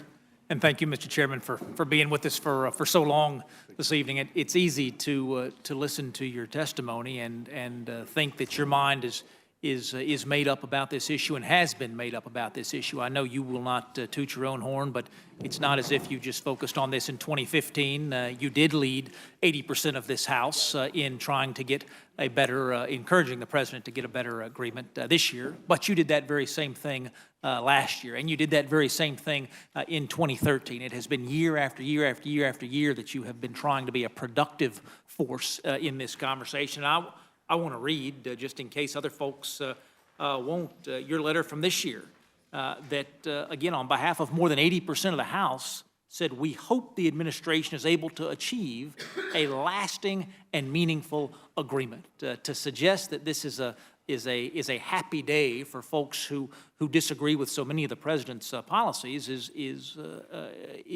far from true.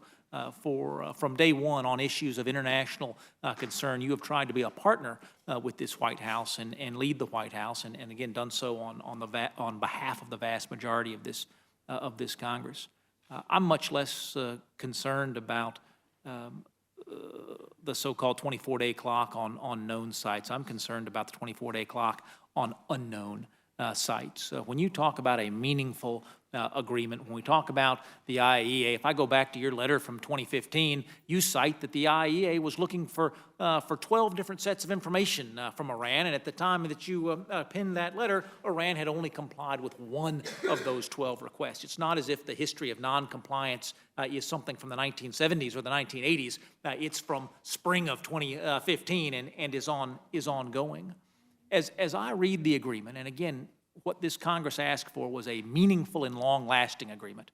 We can discard long-lasting because 10 years is 10 years, and we know long-lasting's not here. But in terms of meaningful, when an unknown site is identified, the U.S. identifies this through our intelligence community, we go to the IAEA, this third-party group, and say, we believe there's something worth looking at here. What happens next? And that's part of our concern here, because this now becomes a political decision rather than a technical decision. You would hope that the IAEA would simply have the right then to go inspect the site. But having had the precedent already set that core samples are going to be taken by the Iranians themselves and turned over to the IAEA. What that means is in the future, you're going to have not that anywhere, anytime inspection, not that 24-hour inspection, but you'll have at the outset a 24-day process, a process in which the Iranians are going to have a say, in which Russia and China will have a say out of the 7-party deliberations which will occur. And if one of the European partners decide it's not worth it to press the issue of violations because it might force a reimposition of sanctions, they'll have their 4th vote out of 7.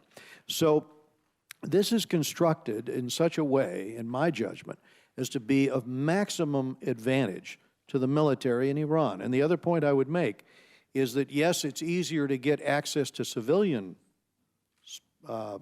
sites, but it was always the military sites where we were most concerned, because it was always the military sites where, like Parchin, they had done their bomb work in the past, and it was the military sites which they were most vociferous about never allowing international inspectors in. So, yes, they'll try to self-police those sites, and they'll do so apparently without coming clean on the 12 questions that were asked. They answered, as you said, the first part of one of those questions, but the rest of those answers they refused to give, to date anyway. And so how do we know how far they've gotten on their bomb work? The original insistence, one of the reasons we pushed this whole case, was to try to get those answers, and for them to come out the other side of this agreement without coming clean on what they have done in their development of their foundation for their nuclear program is beyond me signing off on something like that. So there's another side agreement where the IAEA apparently will reach some kind of a concurrence with Iran, but one which will not be printed. And again, to go back to the point, the reason Iran is being treated differently, I would say, is because there aren't too many states in the world where the Ayatollah or the head of state attends rallies in which they say, yes, death to America, death to Israel, and so forth. Mr. Chairman, I just want to be on the record. Chairman Royce, from the very beginning, tried to bring us together around this issue. At every opportunity, he tried to play a constructive role in this, and to have him now as the lone witness sitting at the table, having to speak out against this agreement because it fails to meet those important goals that he set out early on in cooperation with all of us is disappointing.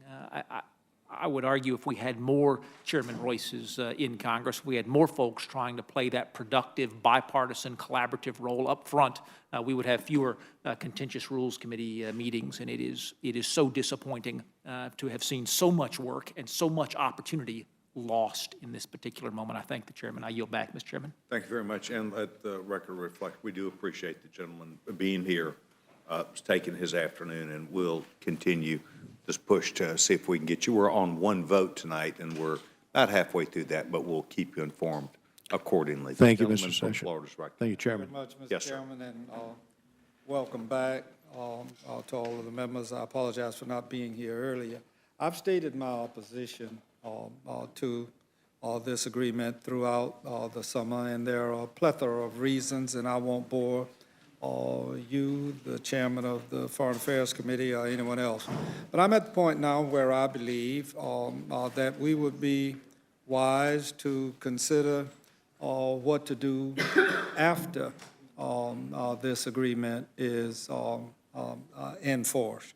And so, beginning in July, I wrote to the president calling for a high-level military person to be involved in monitoring the monitors of the inspections regime.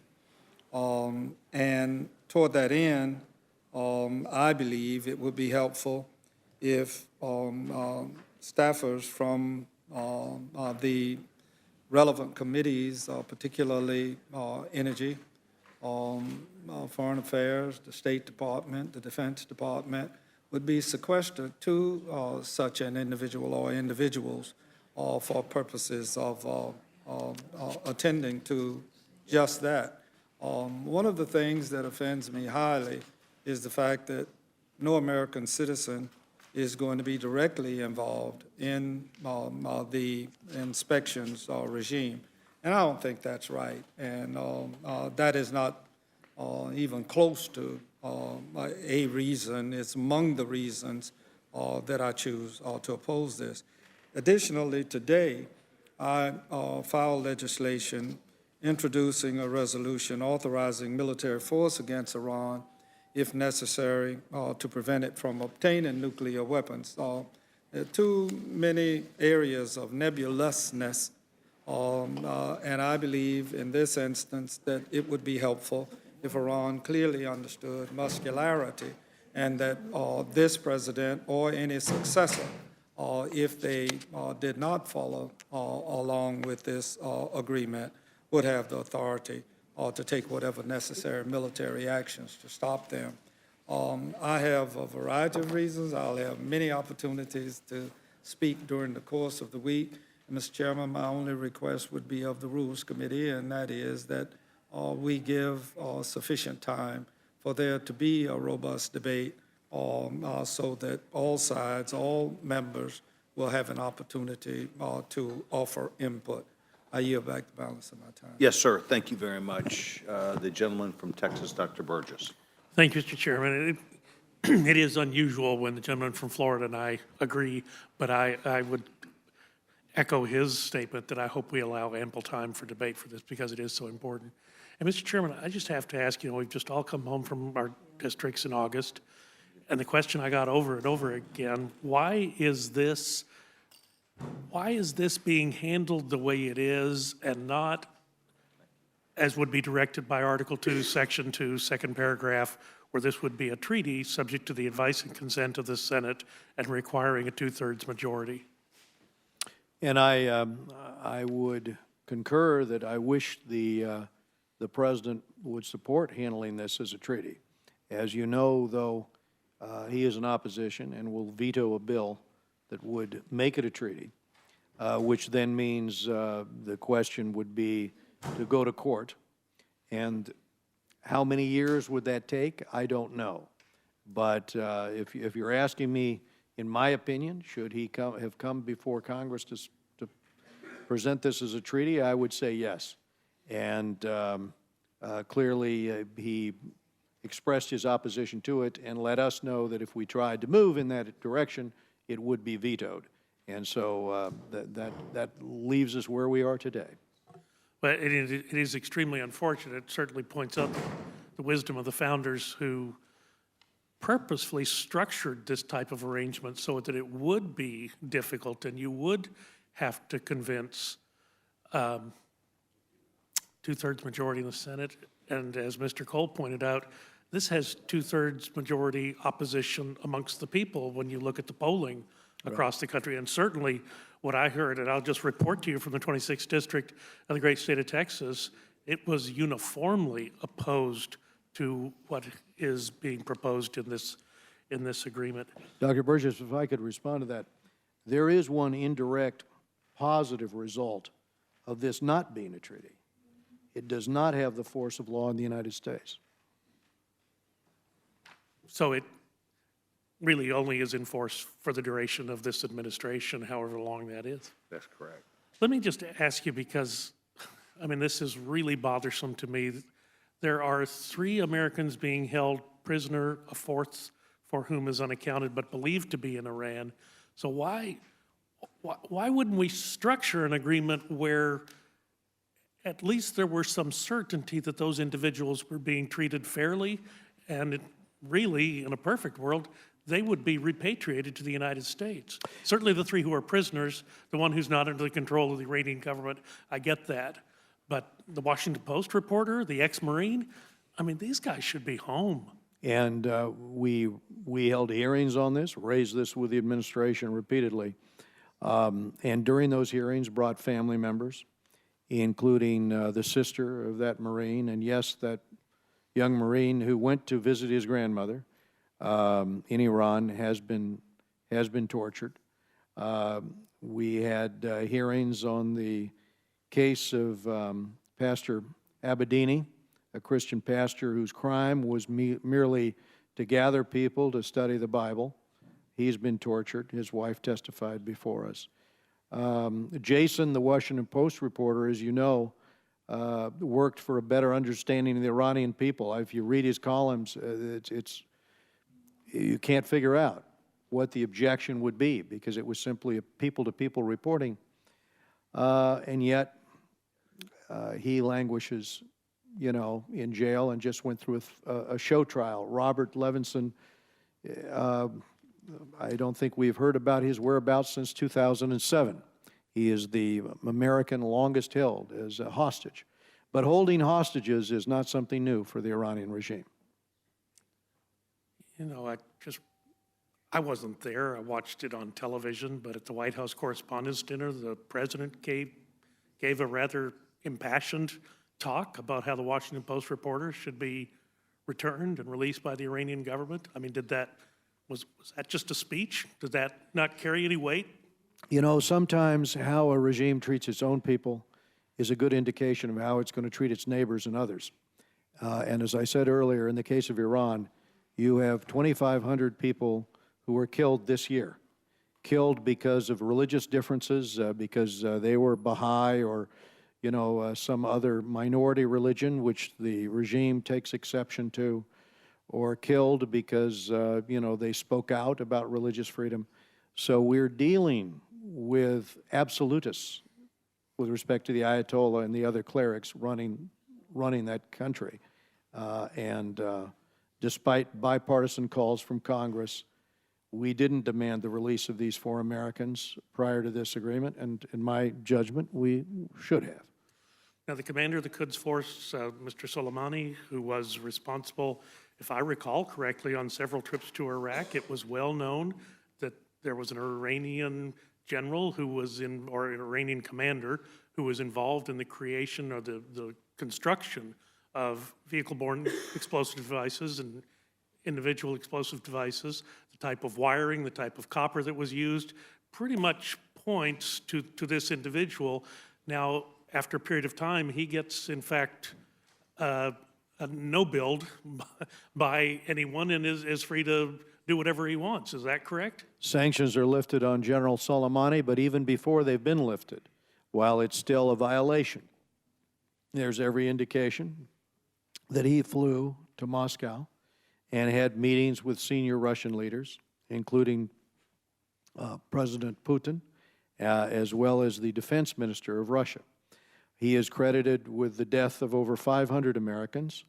He has a long, long list of terrorist activity, in charge of assassinations outside of Iran and of military operations outside of Iran.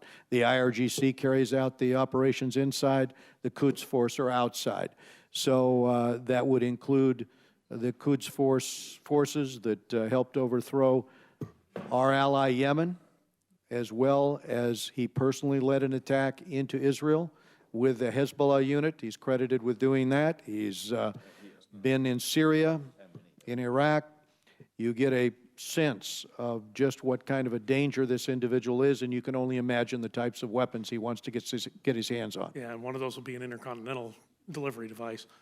Well, I want to thank you for spending so much time with us today, with all of the activities surrounding the presidential nomination process in our country. It's caused me to dust off my copy of The Art of the Deal. A lot of people refer to this as a deal. This isn't a deal. This is a gift from the administration to the Ayatollahs and the mullahs in Iran. And it should be defeated. It should be turned back. We should treat it as a treaty. And if he can't convince 2/3 of the Senate to be with him, that's the end of that. Thank you, Mr. Chairman. I yield back. Thank you very much. Mr. Chairman, I know we have 4 or 5 other committee members that would wish to speak with you. What I'd like to do is to allow you a chance, if I could, to go down and vote. We have not given you that chance, and for you to come back. Thank you, Mr. Chairman. And so if you could go do that, we'll just stay right here and have a brief discussion, and we'll let you do that, and we'll wait for you to return, please. The committee wants to welcome Araf Chavda, who is from Dallas, Texas, who is at Princeton University, the class of 2017. I want to thank him for being in attendance today, and also a member of my staff, Renee Abney, Texas A&M class of 2016. I want to thank her for taking time to be here today. Both these interns that from Princeton University, class of 2017, and Institute of Higher Learning, Texas A&M class of 2016, we welcome you and want to thank you for being here very much. Today, what we've done is we've allowed ourselves a chance to look at the deal that the president, as a result of the Corker bill, we're looking at a Disapproval Act. I know that we have two other members of Congress that are here and would be ready. I believe one of them, the gentleman, Mr. Gomert, from Tyler, Texas, would be seeking, and it is seeking, to be a member who would come and give testimony.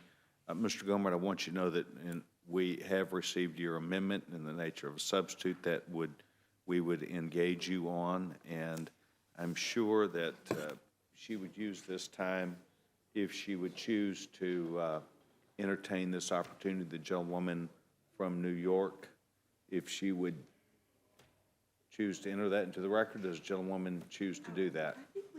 Oh, has that been done already? Then I'm sorry, I was gone for a minute. We're trying to burn about 30 seconds. We're trying to do housekeeping. So the gentlewoman has placed a statement of administrative policy. Thank you for pointing that. I want to thank her very much for doing that. And so what we're going to do here is wait for Mr. Royce to come back. I want to thank the committee for not only their indulgence in allowing us to meet today, but we did not have the opportunity as a result of two of our witnesses needing to leave and then Mr. Royce needing a chance to go down and vote. The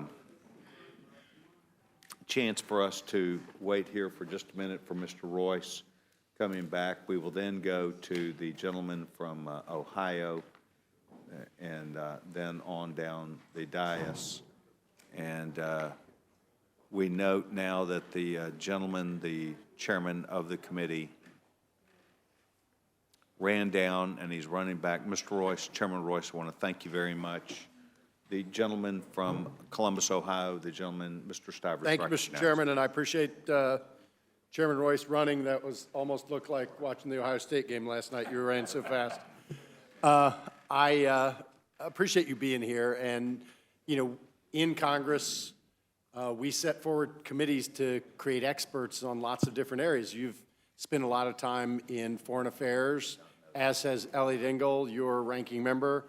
I'm really sorry that we don't get the advantage of having him here today to talk about his perspective on this, nor any other members from your committee. In fact, the other two minority members that were here, do they serve on your committee? No. Do they serve on the Intelligence Committee by any chance? Well, maybe in the distant past they may have. Okay. But clearly not, they're not getting the benefit of the current briefings in the current situation. Do you know if Ranking Member Engel has made his position public? I believe he has. Both on the House side, the chairman and ranking member are both opposed to the Iranian nuclear deal, and it's the same in the Senate. Both the ranking Democratic member and the chairman of the committee are also in opposition. So there is bipartisan opposition to this deal? From those, I would say, from those who have studied this the closest, we do have concerns. And I think you've done a great job of outlining those in the previous questions, and I won't make you sort of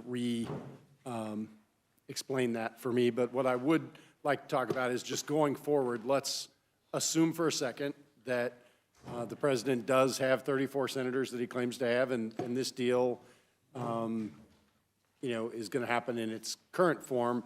Can you tell me how important your committee is going to be and the work you're going to do to make sure we put pressure on the international community and the administration to make sure we're monitoring the situation, because that's really going to be super important. As I looked at what happened in the North Korean deal from 1994, you know, the North Koreans talked really nice at the beginning, and they signed a deal. And in fact, the framework of that deal was very similar to this deal, that what was included, what wasn't included. But it became very apparent pretty quickly that after a few years that they were going to not follow the agreement. Tell me what your committee can do going forward to make sure that we get the information about when or if Iran might be cheating, how we can make sure that we have a very vigilant follow-up. I mean, that's one of the things that everybody wants to talk about, how Colin Powell said this is a pretty good deal, but he also said, don't trust, verify, verify, verify, I believe. And he said what's really important is how we make sure we follow up to make sure people are actually, you know, agreeing or doing what they said they'd do. I think the most immediate challenge is going to be, presuming for a minute that we don't prevail, I think the immediate challenge is going to be Iran distancing itself from any commitment on arms transfers, because the other day we saw some of their senior officials say, regardless of what's in the UN sanctions that say we've got to wait 5 years on the arms embargo on the conventional side and 8 years on the ICBM, we don't recognize that. So what does the United States do if we catch Iran in the act of moving a large tranche of missiles, especially the new precision-guided missiles that they claim that they're going to transfer to Hezbollah? And what do we do if Hezbollah starts firing these things off? Because these are not going to be the types of missiles or rockets that you can necessarily stop with the Iron Dome or Patriot batteries. These are a new evolution of rockets that Iran has been working on. Iran is really fixated on its ballistic missile system, both long-range in terms of those that would be capable of hitting the United States, which obviously the Ayatollah frequently speaks about, but also the intermediate range ones that they will use in the region. And so the question becomes, what are we willing to do to say, look, part of this agreement is that you're not going to transfer those arms, which you're in the process of doing. And indeed, they're in the process of firing rockets off right now into Israel from Syria. These are Quds forces, Iranians' forces. And so this is why it looks to me like the international community intends to sort of look the other way, turn a blind eye to the violations, the current violations of the agreement. When I said earlier that Iran had cheated on every agreement since 1979, that's the truth. And so I think these are the kinds of issues. Now, in terms of how do we catch them, now that we've got an agreement that says that they are going to do the self-policing, basically, that our international inspectors are not going to be allowed into their military bases, I don't have a good answer to that. I'm very concerned about that. Well, I appreciate it, and I want to be clear. I oppose the deal. I think you've laid out the reasons why, but I think we all need to stay laser focused on the future and how we can plot the best course given wherever we end up here, and we need to have a plan, and I think your committee is going to be right in the middle of this, and I really appreciate your leadership on this. And I'd just leave you with one last question, because the false question of false premise has been laid forward that it's either this or war. I would just ask you, what would be better if you had to have a war, a conventional war or a nuclear war? Well, and I think I'm going to go back to the comment of the chairman of the Joint Chiefs, that he doesn't buy into the premise at all. He said there's a whole range of options. And one of those options, which I raised earlier, was the fact that we continue to forget that we, in terms of the international market, this country is the 800-pound gorilla. And if you give countries and you give companies a choice between doing business with the United States or only doing business with Iran, I'll just quote Stuart Levy, the former Secretary of the Treasury. It's a pretty easy choice for any business or any country to make. You know what the answer is going to be. The question is, are we going to impose that? And we've never gotten to the point of really pushing that because we haven't been faced a situation desperate enough. But if we have to, if we have to reimpose sanctions, that is the way to do it, and give countries that choice, and give the Ayatollah that choice of whether he wants to see total economic collapse or real compromise on his nuclear program. Gentleman yields back his time. The gentleman from Georgia, Mr. Collins, is recognized. Thank you, Mr. Chair. And, Mr. Chairman, it's good to have you serving on the Foreign Affairs Committee before this Congress. But I'm not going to stay long here, but it just bothers me as one who, frankly, I voted just a few months ago even against this because I felt like we left the moorings a long time ago. It's amazing in the last 6 to 8 months hearing the administration going from we'll never allow them to have nuclear weapons, we're going to do everything in our power, to saying, well, we'll let them get them in a certain time frame, in a certain way, giving money. As one who served in Iraq back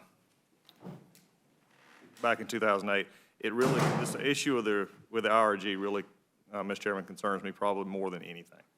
And because it's getting sort of lost, I guess, in the process of the nuclear agreement and the centrifuges and everything else. But what we're doing here is strengthening the Iranian Revolutionary Guard, the IRG. We're already seeing it happen. We're already seeing this take place, and really sort of outside the circle of this entire agreement.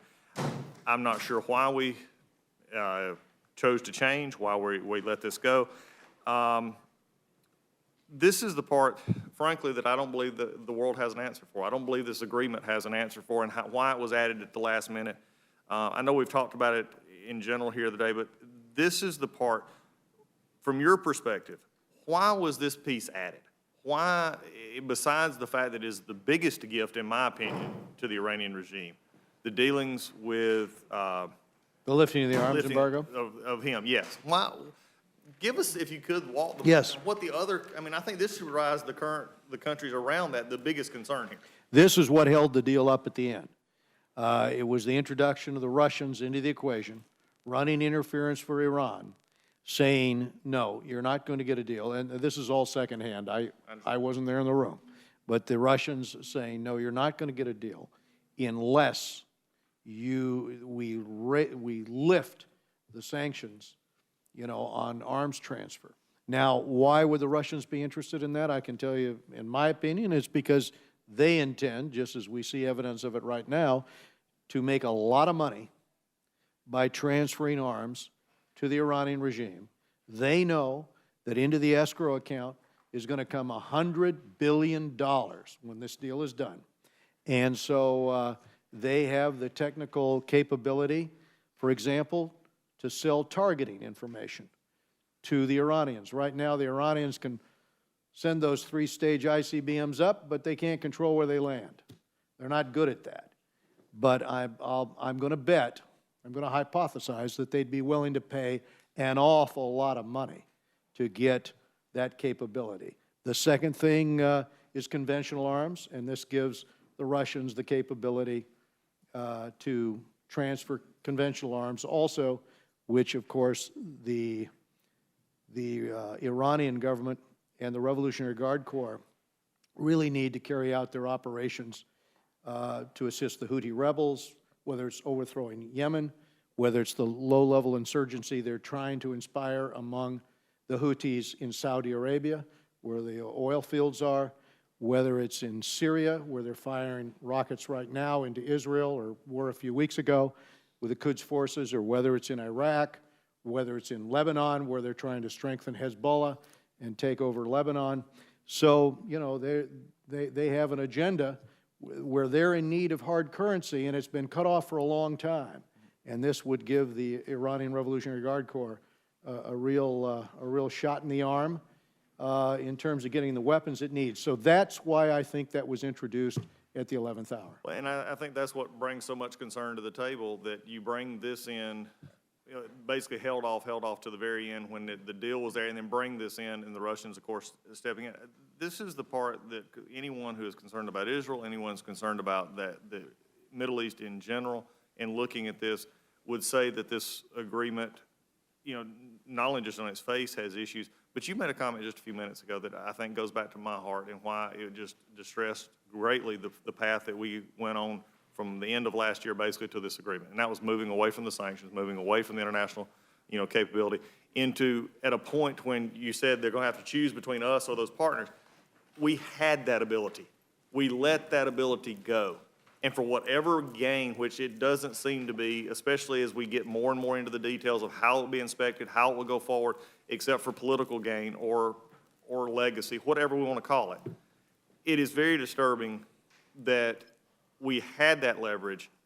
We had even a election there that said that right after Ronnie was elected, he said, you got to go get these sanctions off. We're basically struggling here, and we let it go.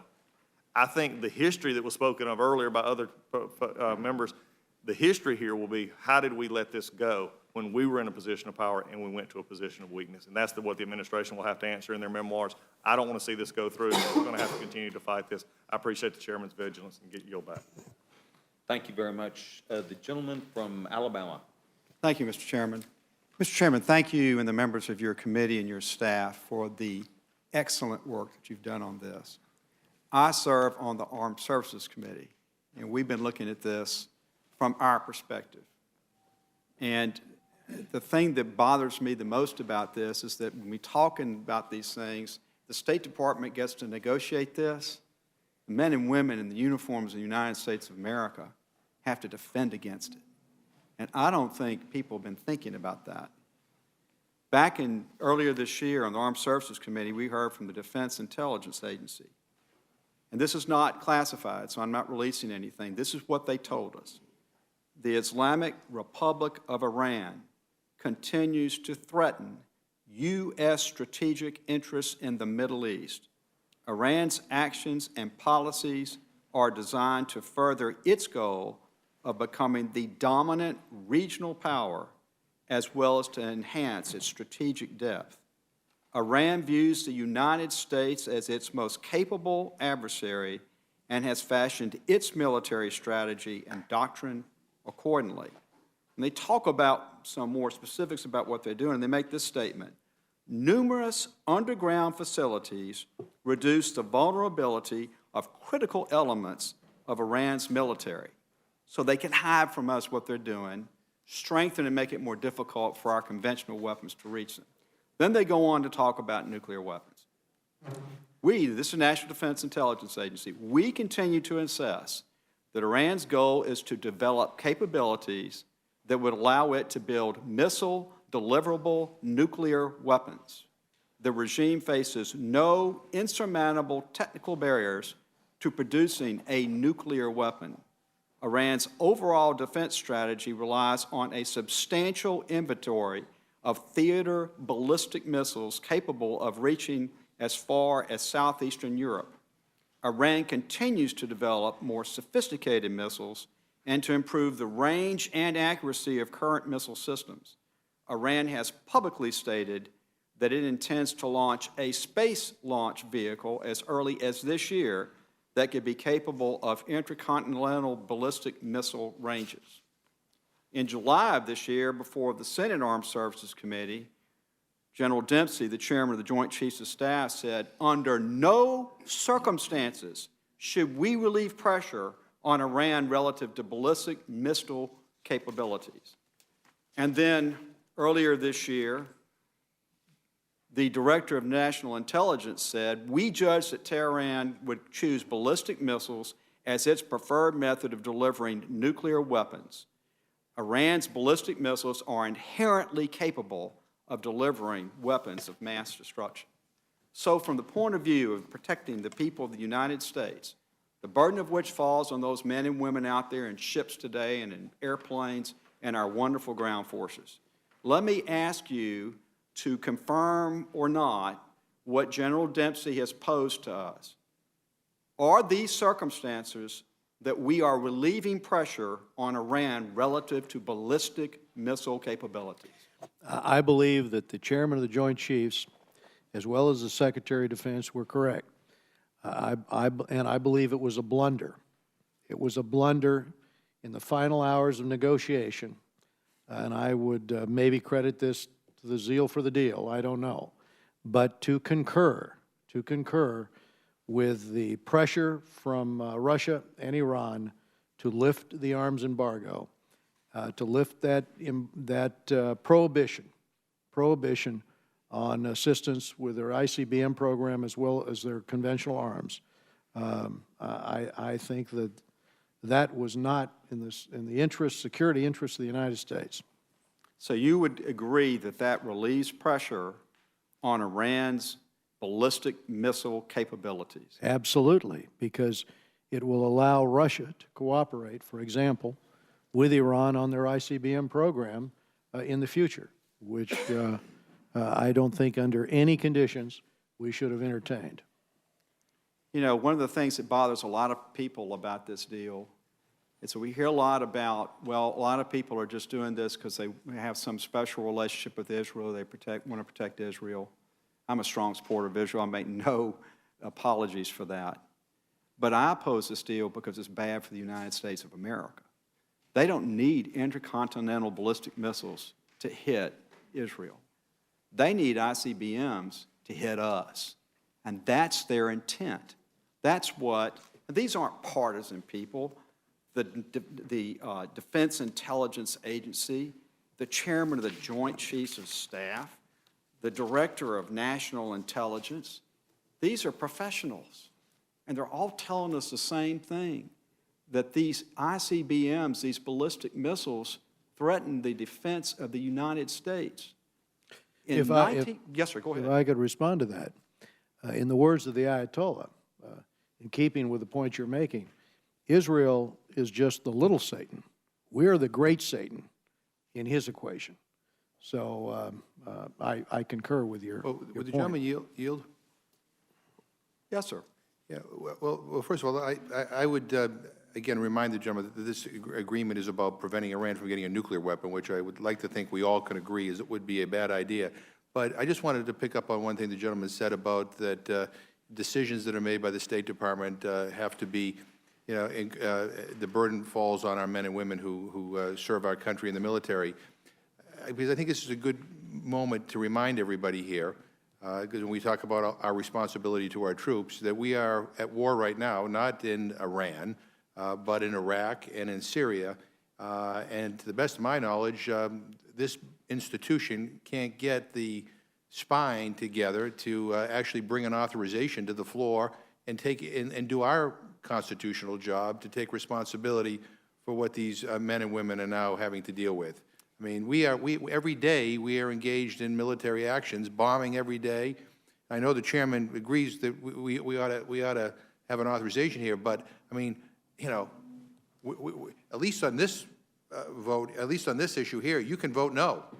You know, if enough people vote no, the president doesn't get his way, then this can't go forward. But we're at war right now, and we don't even talk about it.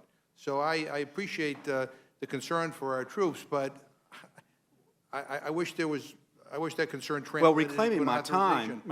time, Mr. McGovern, the truth of the matter is that this will provide money to a regime that takes that money and gives it to terrorist groups that target U.S. Military personnel and have killed them. Right. And this will increase the likelihood of that, not decrease it. And we are which is, supporting... excuse me, I have my time, which is exactly General Dempsey's point. And the burden does fall on them. And this is not about what's happening in Syria right now. It's what's happening in Iran and what Iran intends to do throughout the Middle East against the interest and the people of the United States of America. In 1938, England decided to go to Munich and appease Hitler. You know what happened? We had World War II. Winston Churchill wrote a book called Wild... I did not give up my time, Mr. McGovern. I still have my time. Winston Churchill wrote a book called While England Slept. John F. Kennedy, as a senior at Harvard, wrote his senior thesis called Why England Slept.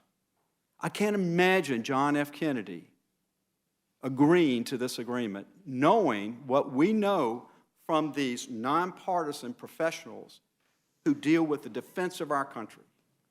I was in the store the other day buying some groceries, and a woman came up to me with tears in her eyes because she was so worried about this, not because she was concerned about Israel.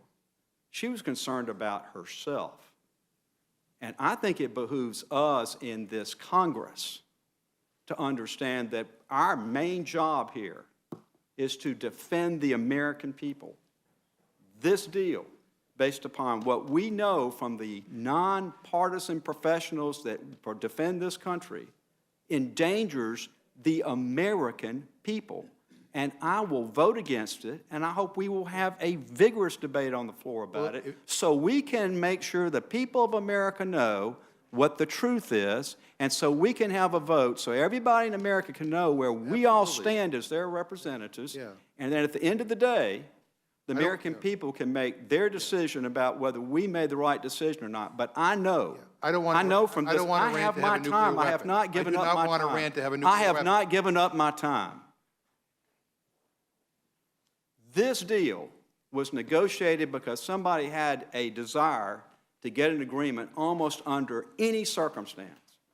Because if you look at what General Dempsey said, he said, under no circumstances should we relieve pressure on Iran relative to ballistic missile capabilities. You know what? Under these circumstances, we did it. Well, the gentleman- And why America would sleep in the middle of that, I don't understand. And I yield back, Mr. Chairman. I guess you think you're in the Senate where you filibuster. Yeah. Yeah, I do, Mr. Chairman. One is to characterize this deal in those terms, I think is irresponsible, to be honest with you. And it goes to the motives of the people who have been working diligently to try to negotiate a deal to prevent Iran from getting a nuclear weapon. I think it is in the interest of the United States of America to make sure that Iran does not get a nuclear weapon. I think this is our best opportunity to do so. If the gentleman disagrees with that, fine. But making comparisons to Munich and to going and to twist history, I think is irresponsible. I give the administration a great deal of credit for coming up with an agreement, by the way, that has the support of major nuclear nonproliferation experts, national security experts, from Colin Powell to Brent Scowcroft. I mean, you know, the way this has been characterized by the gentleman is like nobody of any, of any gravitas believes that there's any merit to this. He's wrong. We can have disagreements on this. I get it. But to go down that road to kind of characterize it the way the gentleman did, I don't think is appropriate. And you know, he could vote against it, and those of us who support it can vote for it. We will have a vote on this. My point originally was that that this Congress is shirking its responsibility in a war that we are involved with in Iraq and Syria right now, that this Congress has just walked away from and totally turned its back on the American forces that are over there right now. And my constituents are wondering, why is it that we are putting more and more money and more American forces into Iraq, a government that now is totally allied with Iran? Maybe the gentleman, if he comes to Massachusetts, can answer that question. Mr. Chairman, may I respond very briefly? Just one moment, please. Does the gentleman seek further time, or did the gentleman yield? Happy to yield to the gentleman. Yields, We'll yield to the gentleman. I believe in back and forth. Well, you may believe in that. Do you wish to entertain the gentleman, or you yield? I do. I'm happy to yield to the gentleman. I have great respect for Mr. McGovern. He's a very, very capable member of this House. But I think this is the very heart of this deal. And I don't think it's irresponsible to bring up 3 defense professionals' clear statements. I think it would be irresponsible not to bring them up. Yes, we need to have a vigorous debate. I'm not questioning people's motives. I'm questioning the rationale. And if we can't have a debate where we question the rationale of the single most important vote this Congress has taken since we declared war on Japan and Germany, then I think we would be shirking our responsibility. So I stand by my comments. I would be happy to come to the gentleman's district, and I would be happy for you to come to my district, because I had 16 town halls in my district the last few weeks, and I can guarantee you there wasn't a single person in any one of my town hall districts who was for this deal. You may talk about these great experts, but the people of America don't like this deal, nor should they. Thank you, sir. I'll yield back. Gentleman yields back his time. Thank you very much. The gentleman from the state of Washington, the gentleman, Mr. Newhouse, is recognized. Thank you, Chairman Yes, sir. Sessions. Appreciate that. I appreciate you having such patience for this important topic. And Chairman Royce, thank you for being here with us so much time given to this issue on Iran. You know, I've only been in the House for almost 9 months now, and I think I'll be able to say if I'm lucky enough to be here in another 9 years, this is probably going to be the most important vote I take. All of us collectively will probably be able to say something similar. I read the agreement. I went downstairs and availed myself and took the time to read what was in it. I've gone to Israel to visit with people in that country to hear their concerns, their questions, things that I felt that I needed to understand. I've listened intently to Secretary Kerry, to Secretary Moniz, and as well as Secretary Liu. I went into this process with as open a mind as possible because this is an important decision. It's not a Republican versus a Democrat decision. If it's a good deal, it's a good deal. If it's not, it's not. And it shouldn't be just because you have a particular letter behind your name, and I'm afraid it's turning into that. And it's very, very unfortunate.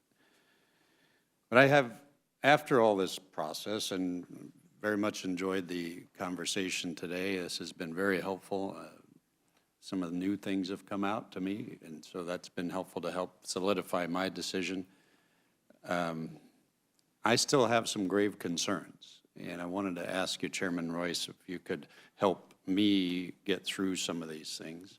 You know, we've had, I think, a fairly long history, a bipartisan history of opposing a nuclear Iran. The world has also been working hard to make sure that doesn't happen. And it seems to me that even if Iran followed this agreement to a T, that within a very short time, within a decade, they would be on a path to having a nuclear weapon, clearly with the blessing of the international community and the United States. And it just seems to me that this goes against what we've been working for so many years to achieve, goes against the stability of the region, certainly of the world.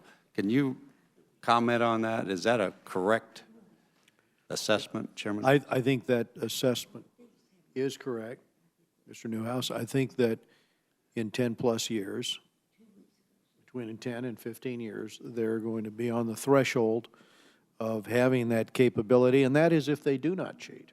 Yeah. If they cheat, it will be sooner. But it is the other consequences of this agreement which are so concerning, because in releasing $100 billion or so into the hands of the government in Iran, which actually controls the contracts, controls the Iranian economy, controls the companies in Iran which will be doing business with companies around the world, you give them the wherewithal to do something that up until now they have not been able to do.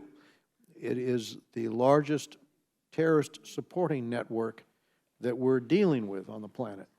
And as we discussed previously, throughout the region, they have big ambitions. When you talk about Egypt, and you think about the fact that it was the Iranian regime that was putting money into the hands of the Muslim Brotherhood or funding Hamas, what do we think is going to happen when they have that kind of capability, not just to transfer the resources, but now they're talking about transferring weapons? And I think it is going to be a huge challenge when you have the Quds Force and you have individuals like General Soleimani out there in the region now with limitless resources virtually, because what we're talking about is just the down payment with $100 billion. After that come the contracts. Come the contracts that put the money further into the hands of the Ayatollah and his allies in that regime. So every aspect of this. The commitment to build ballistic missiles. When you have someone on the ropes, why give them the wherewithal to fund their ballistic missile program when you have the Ayatollah on record saying it's every military man's responsibility to help mass produce ICBMs? What do we think he means by that? And unfortunately, I'll just conclude with this. For me, I believe he means this. When he says death to America, death to Israel, I take him seriously. Because in the past, when people have talked like that, we've ignored their rhetoric at our peril, especially in cases with personalities that have already shown themselves willing to break international law and commit mayhem throughout the region, underwrite political assassinations, kill their own people, hold U.S. citizens as hostages. I take them at their word, and therefore I think it would behoove us to defeat this deal and push for one that gives the Iranian regime, gives the international community a choice. You either do business with the United States or you do business with Iran, but you don't do both. So if you don't want to deal in the international market or in the international financial system with the United States, so be it. You're out. And as I said, Stuart Levy over at Treasury indicated to me, when he was there, that this ultimately is the way to force the real compromises that you need in their nuclear program. So that's the conclusion I've reached. Thanks. Well, thank you, Mr. Chairman. And I don't buy into the premise that it's this deal or war, that's the only two options. I think there's a lot of things that are available to us, and we should exercise every one of those options. Not only the future, in the short term, I don't know, maybe this does help things, but 10 years to me isn't very long. It seems like the years go by faster every birthday I have. But a decade from now, we will have, I'm from a rural area, the horse will be out of the barn and we're not going to be able to put it back in. And so I think every effort that we can utilize or exercise to get a better deal, and I think we need to. So I appreciate the time that we're taking today. I hope and I believe we'll be taking a lot of time in the coming days to debate and discuss this. We need to vet this very carefully, and I hope every member of this body votes their conscience and listens intently and makes as good a decision as they possibly can. And with that, Mr. Chairman, I'll yield back. Mr. Hess, thank you very much. Mr. Chairman, I want to thank you not only for taking your time to be here today, but for your attention to detail and the things which you've done. I also want to point up two staff members that you have, Ed Barrier and Doug Anderson, came by to brief me this morning. We spent about an hour, and I found them most instructive to talk with me about the issues surrounding this entire matter to where we got closer to focusing on that. We will do our very best to get you on the floor here very quickly with enough time for not only you, but the other relevant committees that would choose to speak about the various piece parts of this. And I want to thank you for your leadership on behalf of your party and also this conference. Thank you, Chairman Sessions. I want to thank the other members of the Rules Committee. I'd like to thank you Ranking too, member. Mr. Royce. Thank you very much. And thank you for your staying power. Thank you, Ms. My Slaughter. side kind of honked out here, didn't it? But thank you. Thank you very Appreciate much. being here. Mr. Chairman, if you'll please make sure anything you brought in writing that you want to have included, we'll do that, and I want to thank you very much. We now move to the second panel. The gentleman from Tyler, Texas, would be asked to come and be a part of this. Does the gentlewoman from Houston, Texas, seek to be a part of the second panel? I would ask the gentlewoman please come join this table. Obviously, I'm looking at what I believe is why you're here, Mr. Gomert. I don't know how the gentlewoman wishes to. She would be joining you? No. Oh, would not join you. So I do not have a piece of necessarily any amendment that I'm aware of that you're here for. So I'm first going to, does the gentlewoman wish to speak about the deal as a whole? And on the procedure of such. that would be great. You're both going to be here for some period of time to get through this, so the gentlewoman from Texas would be recognized. If the gentlewoman would like to do that, the distinguished gentleman from Tyler, Texas, Mr. Gomer, is recognized. All right, thank you, Mr. Yes, sir. Chairman. Thank everybody here. I don't have to take too long. The chairman, Chairman Royce, has been quite clear and very articulate, and been some great questions. The deal fairly flawed, as he said. As he pointed out, Iran's violated every deal they've made since 1979. I would suggest, though, when it comes to the UN agreement and the 15 parties that voted, taking the current bill to the floor would not be a capitulation on our obligation to the UN. It would be a capitulation on our oath to support and defend the Constitution. It's very clear. Article 2, as the gentleman has already pointed out, Section 2, talking about the President, he shall have the power by and with the advice and consent of the Senate to make treaties provided 2/3 of the senators present concur. And I know Mr. Royce, Chairman Royce, had said that that would be the preferred method, except that the President's already threatened that he would veto any effort along those lines. Well, the fact is that Article 2, Section 2, when it comes to treaties, does not make any provision for the President's veto. The Senate can take a matter up that is a treaty, which this clearly is, and then if they vote 2/3 to ratify, it's ratified. If they don't, there is no veto available to the President. Having consulted with numerous constitutional law professors, including Berkeley constitutional law expert professor there, who says that although the Senate may say the President needs to submit the Iranian agreement as a treaty for ratification, that actually the Senate could call it up on its own, vote, and if it doesn't get 2/3, any court should say it failed to get the 2/3 necessary for ratification, and therefore it is not binding upon, nor is it enforceable against the United States. So it's a question. Are we going to ignore the Constitution? And I didn't vote for the Corker bill, like some of my friends here did not, but it is important to note that everyone that did vote for the Corker-Cardin bill had plenty of assurances that that was from the President and the Secretary of State, that that was the proper thing to do. And in fact, the President, his spokespeople were saying this was an executive agreement.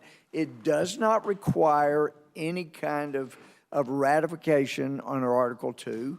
They made very clear that this, in fact, as I noted in the findings in the amendment in the nature of a substitute, on March 11th, Secretary of State Kerry had stated very clearly that he was not negotiating a legally binding plan.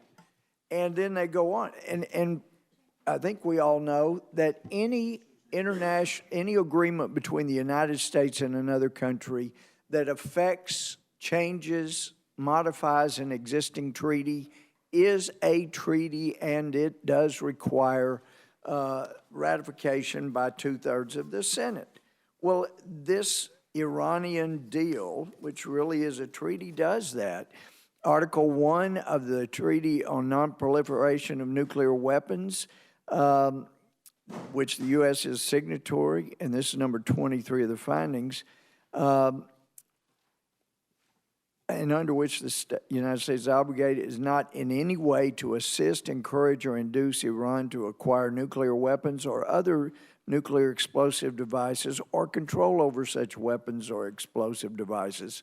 Clearly, now we know this Iranian deal is a treaty because it does affect that under the Non-Proliferation Treaty. We also know that directly or indirectly, we're not supposed to allow acquisition of nuclear weapons or capabilities of controlling nuclear weapons for Iran, and that is being changed. Number 25 points out that Article 3 of the Non-Proliferation Treaty regarding international inspectors in Iran, and I'm quoting, who shall have access at all times to all places and data and to any person who by reason of his occupation deals with materials, equipment, or facilities which were required by this statute to be safeguarded. Obviously, this deal, people on this committee have talked repeatedly about what will be allowed and not allowed. It is changing the Non-Proliferation Treaty. That makes it a treaty. And then, of course, it amends the Non-Proliferation Treaty outside the prescribed method of amendment in Article 8 of the Non-Proliferation Treaty. So we were assured, and all of those that voted for the Corker-Cardin bill in the House and in the Senate relied on the representations of the President, the Secretary of State, all their spokespeople, that this was not going to do any of those things, not going to be binding, and if those had been accurate, then the Corker-Cardin bill was a good way to get Congress with a say in this negotiation. Now that we see it truly as a treaty, to do anything but bring a bill, I don't care whose name's on it, I don't care, we put the whole Rules Committee, but let's bring a bill to the floor, not the one that's going to say we approve or disapprove, because that is, in effect, bringing our approval, disapproval vote to effect when it's really a sham. This is a treaty. It's clearly a treaty. And I wish the House had a say in treaties. It doesn't.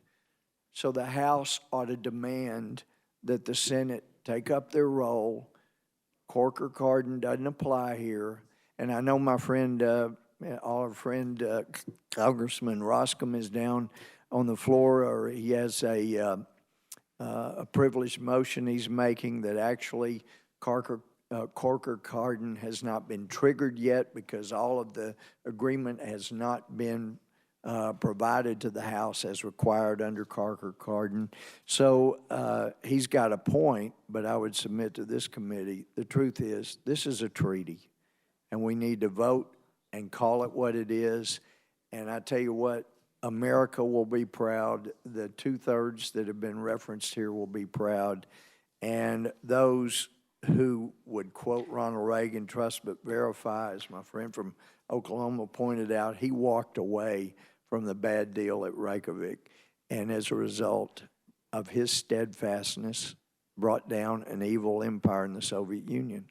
We can help do that too with Iran, but not if we treat a treaty as anything other than a treaty. So I would encourage you to accept any kind of amendment you wish to make in the nature of a substitute, anybody's name on it you cared to put on there, but we need to call this what it is, and America will be grateful. I feel so strongly about this. If we'll just do what the Constitution says, I'm willing to make my leadership happy and not run again. I feel that strongly about it, but it is imperative that we follow the Constitution here.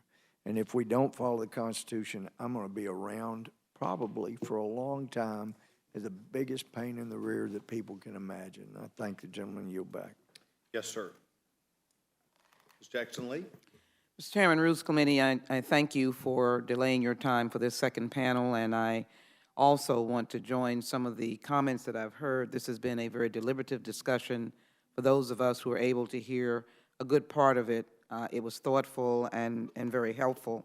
I indicated that I wanted to just briefly discuss one or two procedural points, one of which I've heard a number of people to indicate give us a vigorous amount of time for debate, and I'd like to offer an 8-hour debate per day, Wednesday and Thursday, and then maybe half that amount, 4 hours on Friday. I do believe that more than a 10-hour debate on a 435-person Congress is vital and important, and I've heard a number of time frames, but we may have individuals who want to raise constitutional issues, and I think that this is a very important vote. The second point I want to make, and I think the tone here was very appropriate, is that we have the responsibility not to frighten the American people. We do have differences of opinion. It is going to probably be emotional. All of us will probably be making statements of our affection for Israel and the work we've done for Israel, as well as, I assume, some of us will also speak about peace in the Middle East, and we'll also recognize the heinousness of some of the actions of Iran. I don't think that we will deny that discussion on the floor. But what I wanted to say is that as I listened to Chairman Royce, who worked and had the House version of Public Law number 114-17, which is the public law of the Corker-Cardin bill. And I just want to read the provisions, because as I heard the discussion, I want to make the point that as we proceed with the joint comprehensive plan of action, there is existing public law that will guide the enforcement or the response that Congress can have. I also want to, as I read these provisions into the record, Mr. Chairman, say that I have not heard the administration counter with the alternative is war. I think what the point is that if necessary, that the United States is both as the singular world power, and some argue that franchise terrorism makes terrorism fighting in a different format, is well prepared to address the breaches that Iran may encounter, if necessary, in an approach that may require military utilization. But I have not heard any of the members here document the so-called alternative is war. But let me just read so that we know that Congress is not relieved of her constitutional responsibilities or statutory responsibilities. The public law says, after the congressional review period, the president would be required to provide an assessment to Congress every 90 days on Iran's compliance with the agreement. In the event the president cannot certify compliance, or if the president determines there has been a material breach of the agreement, Congress could vote on an expedited basis to restore sanctions that have been waived or suspended under the agreement. The bill also requires the president to make a series of detailed reports to Congress on a range of issues, including Iran's nuclear program, its ballistic missiles work, which I heard vigorously discussed here, and its support of terrorism globally. Of course, we know that the agreement does not give Iran a pass on the issues of sanctions and its terroristic activities. I close by saying that all of us want the hostages to be returned. I don't think the story is finished or the door is closed. I hope as we continue this that we'll be reminded of Congress's continuing engagement and responsibility as dictated by Public Law 114-17, and that will be part of the debate going forward so that it can be both a vigorous and factual debate, being an effective story, if you will, because the American people will be watching on how we ultimately make the decision on a very important responsibility that has now been given to this Congress. With that, I yield back. Thank you very much. Is there any member of the Democrats' side here that has questions? Seeing none, is there a Republican member that would seek time? The gentleman from Georgia, Mr. Collins, is recognized. Thank you, Mr. Chairman. I think the issue, and it goes back to something the gentlelady from Texas, who I enjoy serving with on the Judiciary Committee, we talk about a lot of different things, and we many times have a difference of opinion. I think a difference of opinion is still here in looking at this simple fact that this issue of terrorism, this issue of the lifting of those, the Iranian Guard, those are issues that take away from, I think, what was even expressed by earlier today by Mr. McGovern, you know, the issue of the nuclear agreement. This was the part that concerns many of us here at the end in the actual text and actually what was done in the longer part of this, not even getting to the fact of the nuclear agreements, the closing of the reactors are moving. Those are the expressions. I think that's the part that came in at the end. It was a surprise to most watchers of the agreement. And then coming in, and I think Lynn's to Mr. Gomer's part, is the fact of when does this translate over from the agreement to the treaty aspect? And there's a lot of concern on that. I'm not sure how, though, we do not look at that aspect as a part, and maybe I misunderstood what you said in your statements, that was really addressed in other ways. Would you like to explain more why this issue of the terrorism, the issues that were addressed earlier, which you were here for when I had spoke to the chairman, how that would not be, or how would not really be a part of this treaty as far as affecting why we should not be in support or in support of this? And I think, because I may have misheard you, so I just would like to hear what you were discussing there. To you, Congresswoman. First of all, let me add just a little anecdote.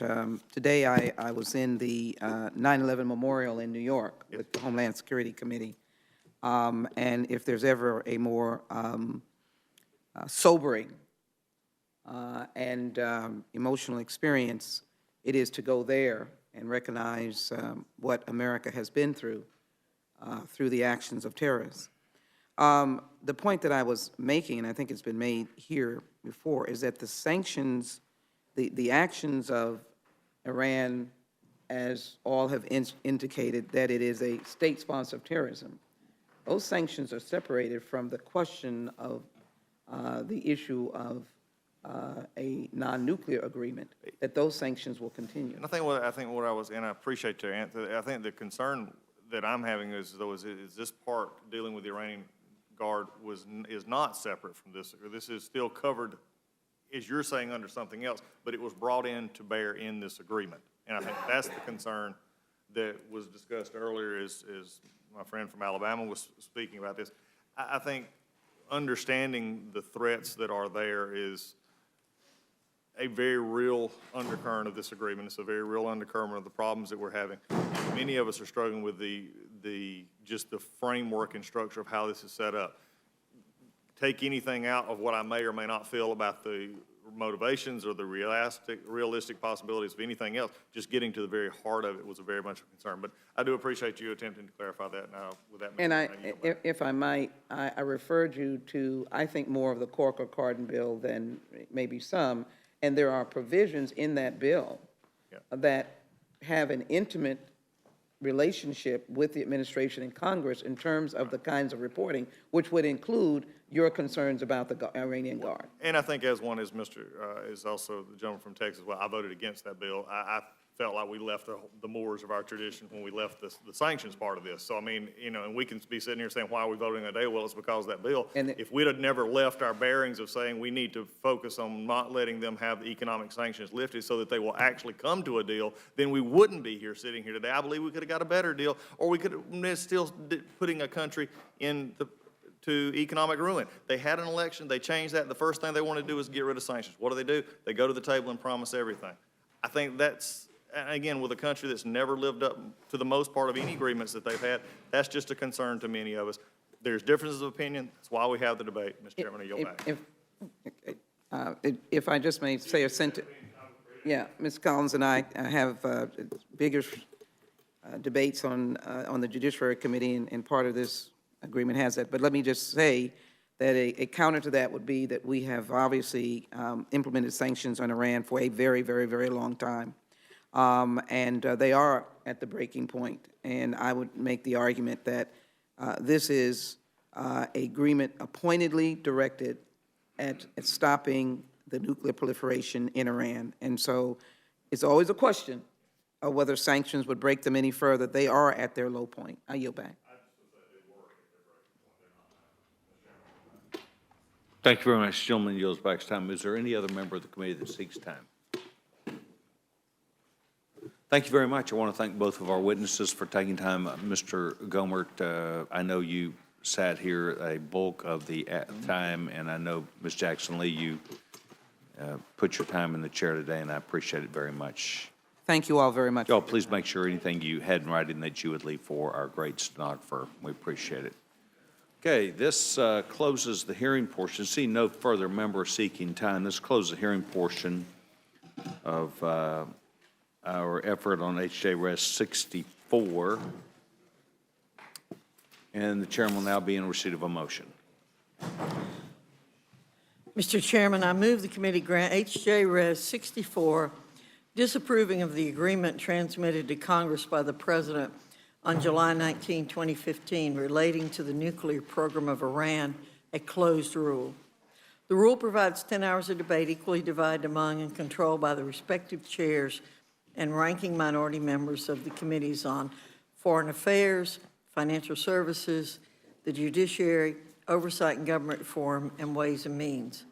The rule waives all points of order against consideration of the joint resolution.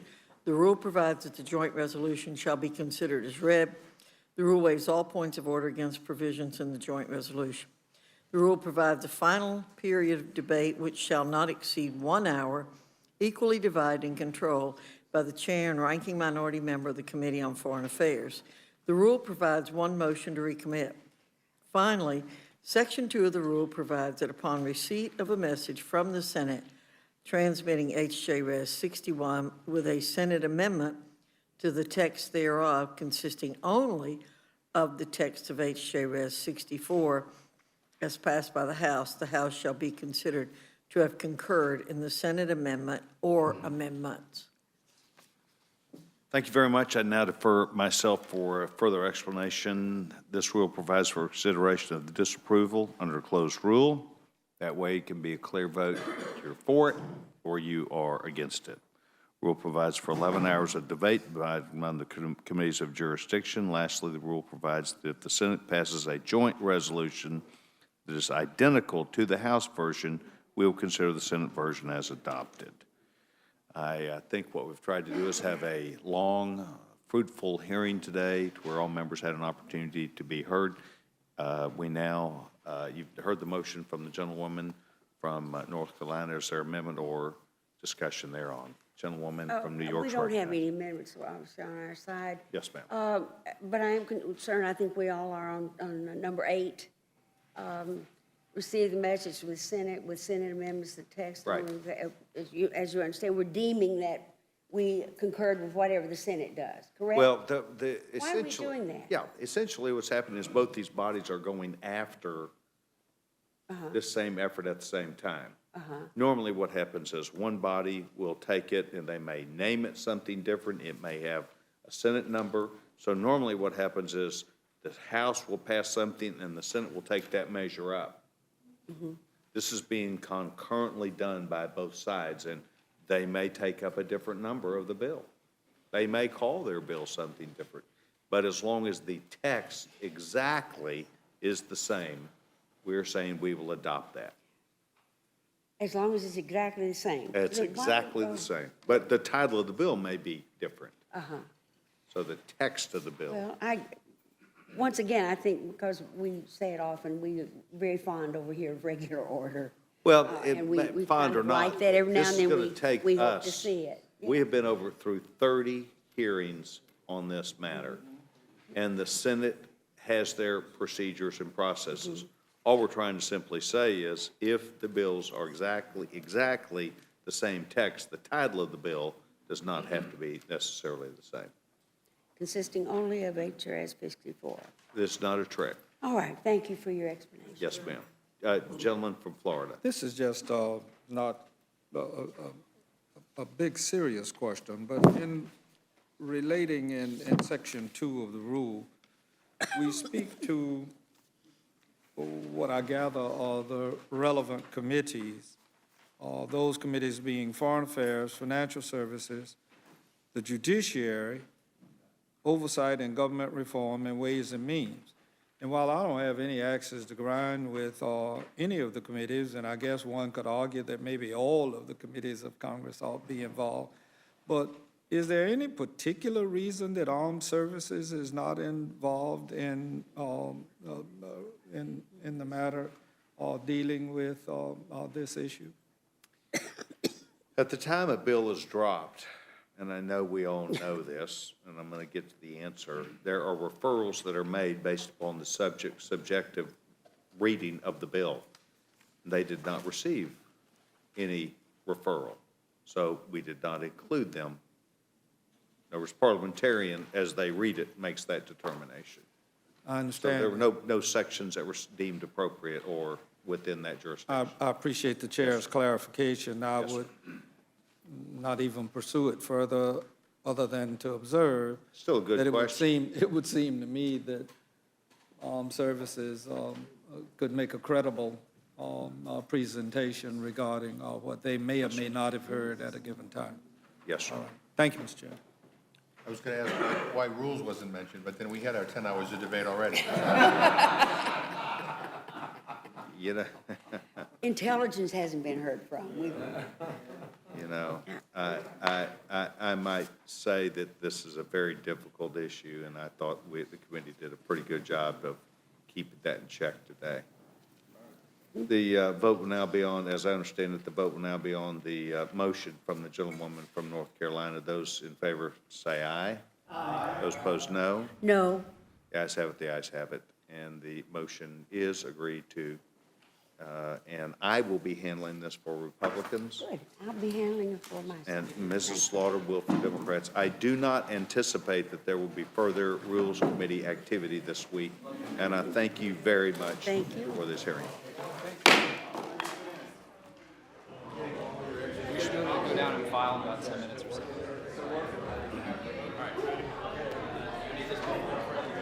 Don't get it going.